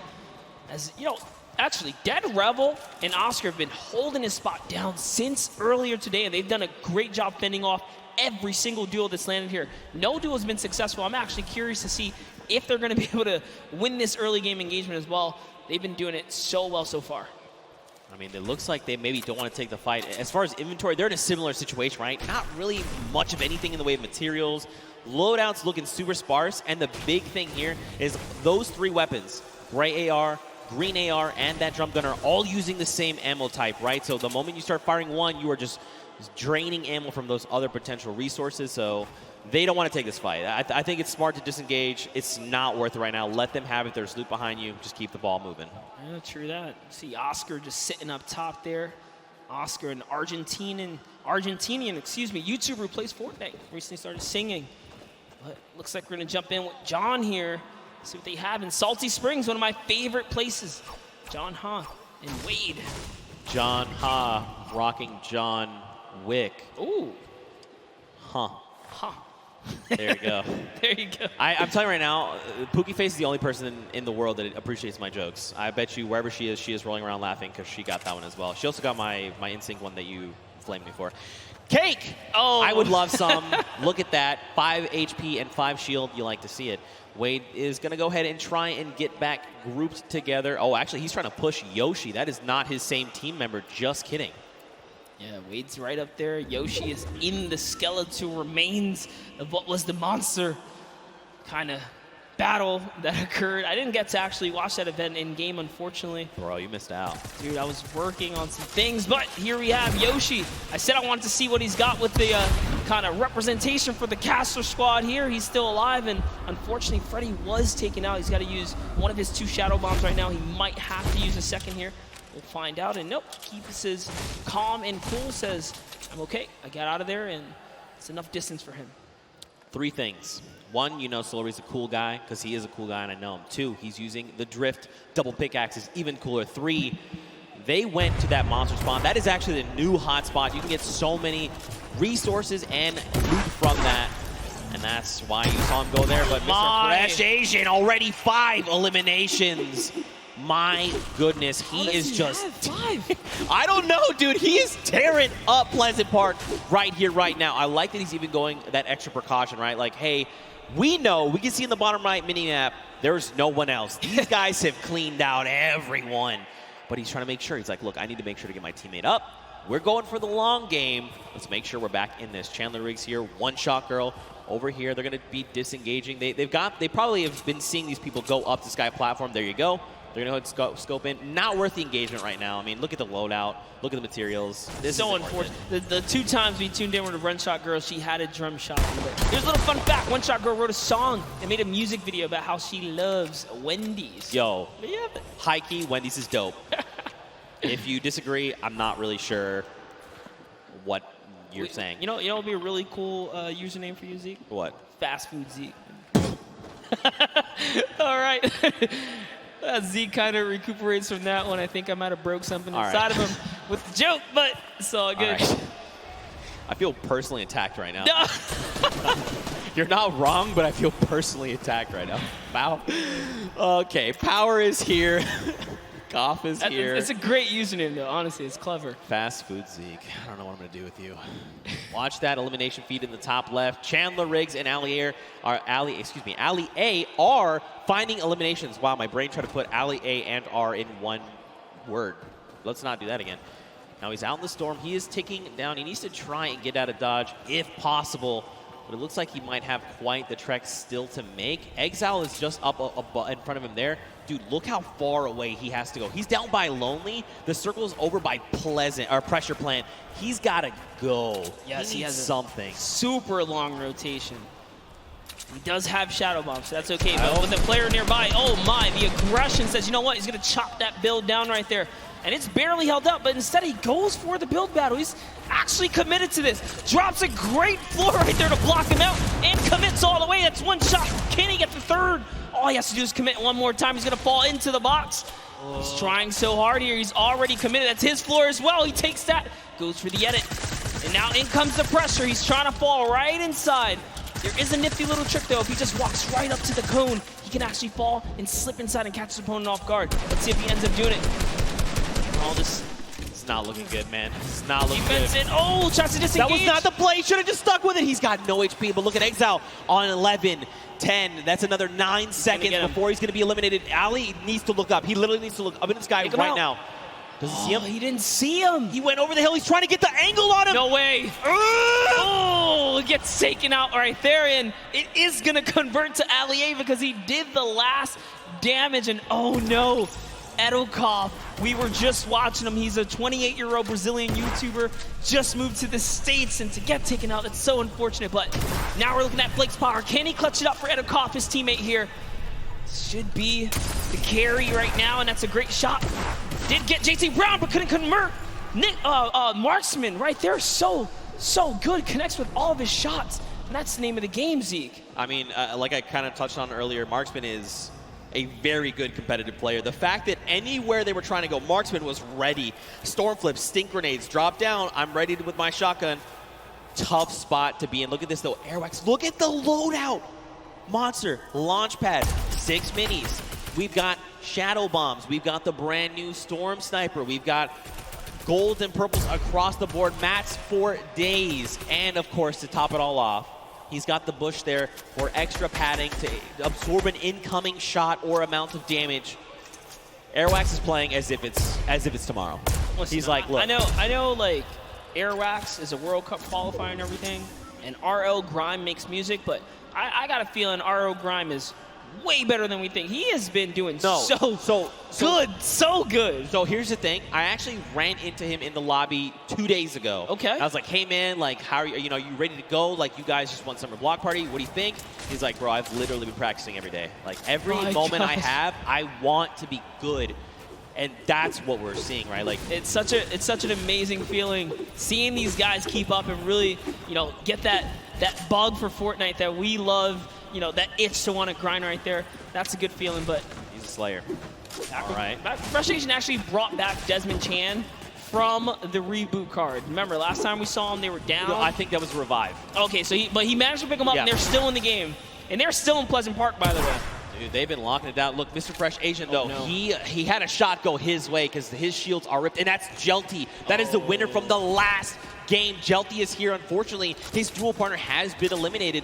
But Monster, look at the loadout. I mean, he's got a loadout that he, it's like a skirmishing loadout, right? I'm going to shockwave forward. I'm going to combat you a couple times. If you try to leave, you're going to get lasered. You're going to get beamed. If I need to follow up, I have the launch pad. He's in a prime spot, but look at the builds. And this is how you know he's an actual competitive player. That's a competitive loadout. Most players in the comp scene will run a combat with an AR. Most of them do tend to run the dual weapons, followed by utility and heals. So Jelty is a scary player to be going against. And Mr. Fresh Asian needs to be very wary here because Jelty catches a small lead. He's gonna push. You see there, he had the angle. He saw the player edit down, and he pre-edited his wall, ready to take the shot. Now, of course, they had an extra wall there between them and Jelty, so they were ready. There was no shots coming through. He's going to drop the turret there. He doesn't need that now. You think Mr. Fresh Asian is baiting the sentry gun right here? That's tough. It's hard to say. I mean, they obviously want to find this elimination, right? Someone in their face. Oh, look, Jelty's setting it up right here. No way. He's setting it up. He pushed it all the way through. Gets the backside. That's one. Two. That's on white. He's on white HP right now. He's got to remember where that other player went. He's going to try and isolate these guys. These are his builds. Can he do it? He's looking. He's on the hunt right now. He still has a shockwave monster. He could still pull off the impossible, the craziest amount of skill. Look, they're still joined at the hip. This actually could be their fall, right? Like, this could be what actually gets them eliminated. They kind of need to spread out a little bit in case he does have that second shockwave. Jelty is clearly flexing the way he set up the ramp to bounce his body, horizontally, right? Just straight across, making sure that he did not go upwards. It was a very, very clever strategy. Wow. So they used the heavy snipe. They've tried to go for the floor replace, and look at this. He was already ready. It's like he's in their brains. He's literally reading their minds right now, Monster. He's so focused, so zoomed in. This is quite the intense battle. It's a 1v2. Jelty has already shown that he is here to dominate. What can Jelty do? I mean, he's got the grenades. He can start dropping Going for it. He's doing it again. Fortunately, this time it was a bit of an overshoot, but it's okay. He's out of the lines then. He has 3 builds left, so he wants to mess around here. He does still hold some of those. That was huge. He takes 1 player down. Can he get the second? That's Mr. French Asian. Wow. All the duos you could have gotten right here. He actually got the competitive one. Mr. French Asian is down. And a little bit of a taunt, because I think he knows. He knows. He absolutely knows. He knows. He saw the name. He knows who he's competing against. And now the confidence boost is there. Oh, no! He didn't see him! What's he gonna do? He still clutches up. Desmond Jam almost had it. So what happened there really quickly, Chelsea peaked, but his character model was perfectly lined up with Desmond, who seemingly appeared out of nowhere. Oh my God. Oh my God, that was actually so insane. And look at this, watch the elimination feed. Airwax picks up Xavier Woods, Nick Merckx finds Mora there, and now we're back on board with Tfue and Nav. I'm not over the near instant karma. I know! Really not over it, but here's Tfue laying down some shots here. Shield hit once right there, Expert Thief still in it. Joey Fatone is gonna get hit right there, unfortunately. He's gonna get taken out. And Sigala's close by. Bye. Here's an instant replay coming out of Airwax here. Look at the laser beam Xavier Woods just pulled out of the skies. Unfortunately, that's just the way of the road. Tfue and Nav, they are in the storm. I mean, it's going to be ticking for a little bit more, but oh, look at this. He's juggling medkits. All right, there, come on. Don't drop it. There it is. That's actually really hard to do. I definitely can't do it. He probably wanted to keep the redeploy, but you know what? It's better to make sure you get into safe zone. Now, he's going to have like an empty slot, right? Once he uses the medkit, there's nothing available to him right now. That was why he wanted to juggle it, especially being that it was a 5-tick. You know, he only had that 1 opportunity. Couldn't make a mistake right there. Let's take a look at these replays coming out of Tfue. There goes Joey. Not going to make the joke again. A 30 over on this player. A 74. Sigala is going to be picked up. Look, this has to go back out and confirm. And I like that he did double back for the loot. That is going to, you know, that would have opened up more doors had he been able to juggle both, but it's okay. And we saw Tfue earlier today talk about he almost had a great game. He almost had a victory, but not having any heals kind of was his detriment. But this time around, he's making sure he's taking good care of his loot pool right there. So it'll be nice. And Chelsea's still in the game here, running that double box right now, making sure he's turning up here to kind of hold defense and look for another opportunity, being that he's by himself, especially now. He lost Gabo, unfortunately, and he's by himself again. Does take a heavy snipe right there, didn't connect, but your bottom right is Airwalks. Man, this is actually really scary. Jelty has quite a kit on him right now. This loadout is actually insane, and you can tell he's prioritizing those grenades, right? He's hanging on to the, well, he hung on to the 3 that he had back in Pleasant, so he really values that item.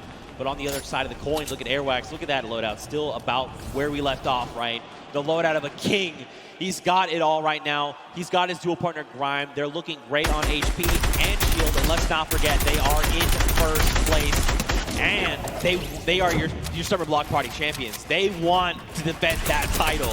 This is the last game, and they've really slowed down the momentum here. They don't have nearly as many eliminations as we saw before, but Airwax is looking to change this as he's going for the box chase here. He has Ghost Sean on his back. Sean just gets on out of there, pops it, and goes to the races. The Shockwaves is going to keep him alive for now as he pushes the wrong players here. Airwax still in it. The world is their oyster right now. They have everything they need to win this game. The question is, can they execute? Will there be something that happens? Will some other, duo take a step forward and say, we want to challenge you? You've got Ninja and Marshmallow, the 2018 Pro-Am champions across the way. Marshmallow dropped to half. On the other side, Cloak and Tfue. How do they keep finding themselves in a situation where they're very close to each other? Their minds are thinking in sync right now. Oh, nice play right there from Tfue is going to set it up perfectly to get these flows across. And look at the bank shot. So beautiful right there. Can he connect? That's one hit. He got quick. He goes down. He's going to convert the elim. And off to the reload he goes. He's going to do it one more time. Here's 1-2. Probably going to line up a shotty here. And he is trying to connect. He doesn't quite get it. He land up 44. But they're gone. And now you know for a fact that he knows that was Cloak. And Cloak knows that this was Tfue. And he's saying, right now, this is not the engagement. Yep. We'll fight, but right now is not the time. They go ahead and disengage. Tfue now, they're rocking 8 eliminations. That's 8 points, and that's huge. They still have launch. They used one. They've got a second one. They've got it all. Yeah, they're so loaded right now. So great play right here. Tfue's going to cut across. We talked about the competitive players, specifically love to run the dual weapon loadout, and that's exactly what Tfue has here. Loads of utility. Goes for the peak shot right here. And is that Airwalks he rolled up on? I'm gonna find out right now as Tfue's going for the water place here. He's better be careful. He might get punished in return here. He does take it, jump into the box. These are not his builds. This is a dangerous spot to be. That's exactly why he backs up here. He's gonna go back to Nav. He's trying to relocate his teammate. Odds are ringing out, but right now Tfue's playing defensively. This is really good. Now, where is Nav though? Watch that little marker. Nav is somewhere on the right. These guys need to connect if they can. You got Sims down below. Okay, so Nav is actually 1-by-1 over diagonally. And it was Airwalks who's right there. You saw that. Actually, I think that was actually Ninja. Might have been as well. Man, Ninja it was making actually those Ninja. peaks. Yep. It was in fact Ninja. Look at, I mean, look at me, people. How many fantastic names. Sean O'Malley, Tfue, Nav, Kurt, JD, Wildcat. You know, they were pushing Ninja. Marksman is here with JT Brown. They're already on 9 eliminations. Wow, this is a huge game for Marksman here. And JT Brown, if they can snag this victory, we don't know what that top 10 is going to be looking like after that. Dude, everyone said, this is game 4. All right, let's go ahead and go full send. This is it. Showing what they got, man. Dude, even Jelty, look. Jelty's still here. He's still hanging out. He's been by himself, remember, since Pleasant Park, and he's still putting in work. Marksman and JT right now is going to try and rip the shield off of this player. 2 tags. There is the third. That means that player has little to no shield left. And look at this. This is a shooting gallery. Everyone's flying around. White damage number goes. Monster, they're out the storm. Can they be picked up? They cannot. So close. They were doing such a great job working together to lay down that fire there. And there's still more players nearby. He's trying to see what he can get. That was a great shot right there. That one might actually convert, but it doesn't matter. He has to get to the next spot, and it does. It was Nick Merckx who ends up falling to the zone at that moment because he had so much damage. And look at this. Marksman says, you know what? You don't get that for free. He's breaking it on down right here. Marksman wants this, dude. You can tell just by the way he's moving. He wants his victory out. Now, keep in mind, everyone here just hit top 15. That's an initial round of placement points. 3 for every single person on the board. This is huge. Airwalks already has 4 eliminations as a team right here. RO, Grom, and Airwalks. He's found someone else he wants to start pressuring. Those are his builds, though. Can he get this wall right here? There it is. Quick replacement. You didn't even see it. But just like that, it was his. That's a huge shot. Can he get the push through right now? We're looking at Airwalks in the bottom right screen here. In goes another replace. He's so fast. It was Ninja, making it look easy. And now look across the way. Marksman took the high ground. He does take fall damage. JT Brown and Airwalks, they're going up right now. Down below, Lachlan, McKenzie, Grime is still here. This is an all-out brawl right now, Monster. No duo is that close together. You've got Aiden. He's by himself because Rob was eliminated earlier on by Tfue. Lachlan's got himself caught in a box. And look, Marksman is using those chug splashes. He's like, look, now is the time. I know down below there is an enemy, and he is a threat. I have to be in the best possible spot. Honestly, way to keep cool for Marksman. Recoups with this teammate right there. He just regathered himself, used those chug splashes, and that's why they're the best heal in the game. They're just back just like that. Sean goes down. Courage also goes down in one failed swoop, and that was Aiden who picked them all up. And look at this Marksman. He's still holding that high ground right now. Airwalks just got taken out by Aiden and Jacob, so Jacob is still in the running here. We saw him clutch a game earlier today. Can he do it even with no material once again in another game here? But it's going to be a tough one as Marksman and JT Brown are so healthy and looted in the high ground right here. Aiden actually just straight up wraps up Jacob right there. Dude, they have materials. They just use a chug splash between them. Look at everyone else. It's Lachlan and Aiden. Now Aiden picks up Lachlan, but this is a 2v1, and Aiden is not in the right position right here. He needs to try and come up. He's going to be taking a ton of storm damage right now, Monster. What can he do? He can't be counted out, though. Aiden is a qualifier here, even with the double raining fire. What's it going to happen? JT Brown has given up the positioning, and he actually connects right there. And JT Brown wraps up Aiden in the final moments of the Pro-Am in Game 4. With a huge game, 12 total elims for JT Brown and Marksman. Dude, well executed. You could tell. I mean, like you said, this is Aiden, right? This guy's been in situations like this before. He knew what he had to do. He tried to go for the high ground. Marksman, though, intelligently said, look, you know what? I'm going to block Aiden from getting this high ground. I know my dual partner has the angle. He's telling me he has the angle. Look at this. JT drops back down as Aiden says, look, I got to double back. Nope. JT is here, he is ready, and he lands a combat to the face for the victory royale. What a sleeper of a duo right there. JT Brown says, you know, I'm partnered on Twitch for a reason. Let me show you how I connect with these shots real quick. That's exactly what he does. He was confident in the push, and he did a great job executing right there in those final moments. You can't ask for a better last game than that, for another duo to kind of come up and really make sure that no one is safe here. Does that mean we've seen a different duo every single game? Yes, we have. That's what the Pro will do to you, man. This is what Fortnite does to you, all right? What an unbelievable game that was. And it's crazy because for a while, that game was pretty slow. We slowed way down, right? Everyone's thinking, last game, what do I need to do? Where can I get? If not first, where can I push to try and get some money for my charity? You know, what place do I have to kind of push for to try and get the most? First. First, yeah, of course. But I mean, you've got Airwax, you've got Arl Grimes, you've got Ninja, you got Marshmallow, you've got Marksman and his dual partner JT Brown standing in your way. That's tough. That's a tough ask. Well, I think I'm ready to know. Are you ready to know? I'm ready to know. That was a great last game, and it can go either way. I mean, here we go. After 4 games, everyone here in the venue, I think you guys are all ready to know who the winners are. And Monster, I'm going to allow you the honor, my friend. And your 2019 Pro-Am here at the Fortnite World Cup Finals winner is Airwax and RL Grime, coming back with another victory. First, they did it at the summer block party, showing that do not sleep on him. He's a World Cup qualifier for a reason. He's been so calm, cool, and collected this whole time. Confidence at an all-time high. He said he was going to win it, and that's what he came out here and did. That's right, man. Your defending champions not only won the summer block party only a month ago, but came back and said, you know what, World Cup Finals, there's a Pro-Am, we'll go ahead and we'll win these. 2 Pro-Ams back to back. Look at the smiles across their face, all the work that Grime has been putting in to better himself, to support his duo. It all pays off in that moment. 52 points, 12 points ahead of the pack. That is unbelievable.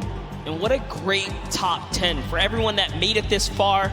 Sino and O-King, just a fantastic performance. Still $500,000 in prize right there to go to charity. Jelty took a victory with Gabo. Jacob and Claire also took a victory. Tfue and Nav, fantastic performances. Consistency is going to pay off, and everyone plays so well. And don't forget, I mean, every single person here is a winner. Don't forget, this is all for charity, so we want to make sure every single person is listed. We want to make sure and remind you guys here and at home viewing, everyone here is a winner. This was so much fun. What a great tournament. Here is our final pages right there. You see Jordan Ewok up there, Nick A30, Max Carver, John Ha and Wade. We saw a little bit of them, 7 and PC Siqueira right there as well. And as the list goes on, everyone here is going to be able to contribute to a great cause of their choice. Yeah. And offer the name of good right here on their some good old Fortnite action. Here's your last page. There you go, man. Everyone walks away a winner, like you said, for the charity of their choice. At the end of the day, that's what all this was about, right? Just giving back a little bit. Make sure they're supporting the world, making the world a better place. You like to see it. What an unbelievable day. Any final thoughts from you, my man? I mean, it's been a long day. I've definitely had a long day. This has been, you know, Monster D-Face and Zeke taking our last swings up here at the desk, and hope you guys enjoyed. But with that, we're gonna go ahead and send it down to Golden Boy. He's got the rest for us. Thank you so much, gentlemen. It was a long day, grueling competition from the Creative Showdown all the way down now to the next Fortnite Pro-Am. It was incredible, though. And as you all know, we have our winner. Welcome to the winner's circle. Once again, it's Airwax and Grime.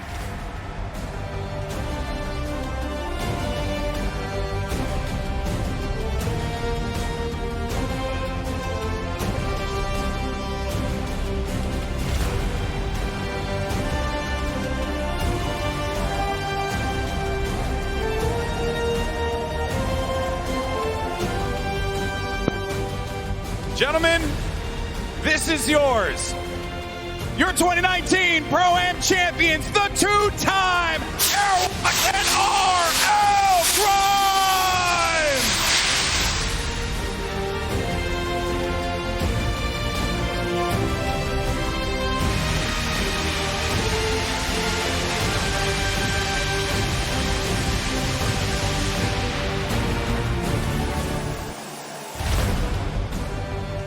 Awesome stuff, fellas. Come here. I want to get your thoughts real fast. Actually, Grime, I'm going to start with you, man.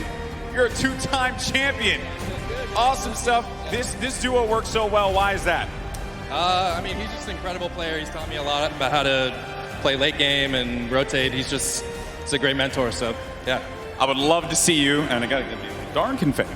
I would love to see you compete eventually, because I think you got what it takes, buddy.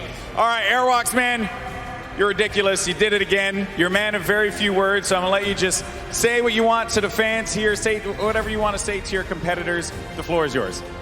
I don't know. It was incredible. I'm happy to be invited again and compete again, and hope I win tomorrow. I was going to ask that. You're gonna join me in the winner's circle one more time tomorrow? Gonna try to, yeah. I think we can. I have a lot of faith in you, obviously, with how good you are. And as you guys are now two-time champions, this is a big moment for you. Where is the money for the charity going? Who are you sending your money to? It's going to a great civil rights organization called ACLU, so shout out to them. Awesome stuff. And for you, Airbox? WWF, Save the Planet. I think it's a great cause, and I'm happy to give them 1 million. Awesome stuff. Well, there you have it, folks. Come on, Arthur Ashe Stadium. Let's give him a round of applause. The two-time Fortnite Pro-Am champions, RL Grime and Airwalks. Congratulations. And now, don't forget that while this was all well and good, and we have two-time Pro-Am champions, the Fortnite World Cup Finals starts tomorrow. That's right, and we're going to be going to duos. The best duos in the world of Fortnite are going to be clashing for your entertainment. So make sure you join us here at the Arthur Ashe Stadium. Make sure you join us on Twitch, YouTube, or whatever platform you decide to tune into. And don't forget as well, we want to let everyone know that at 1 p.m. Eastern Time tomorrow for the Duos Championship, and 1 p.m. Eastern Time, Marshmallow's live performance will kick off the Solos Championship. There's going to be a lot of good stuff happening here, folks, and we thank you so much for joining us here today. That being said, obviously, we know that there's going to be a lot of talk. Who's going to take the top crown tomorrow? Is it going to be one of your favorite duos at home? Let us know on Twitter using the hashtag Fortnite World Cup. We want to hear from you. And of course, we thank you so much for joining us here today. Thank you so much once again. I'm Golden Boy. This has been incredible. We'll catch you next time. See you tomorrow.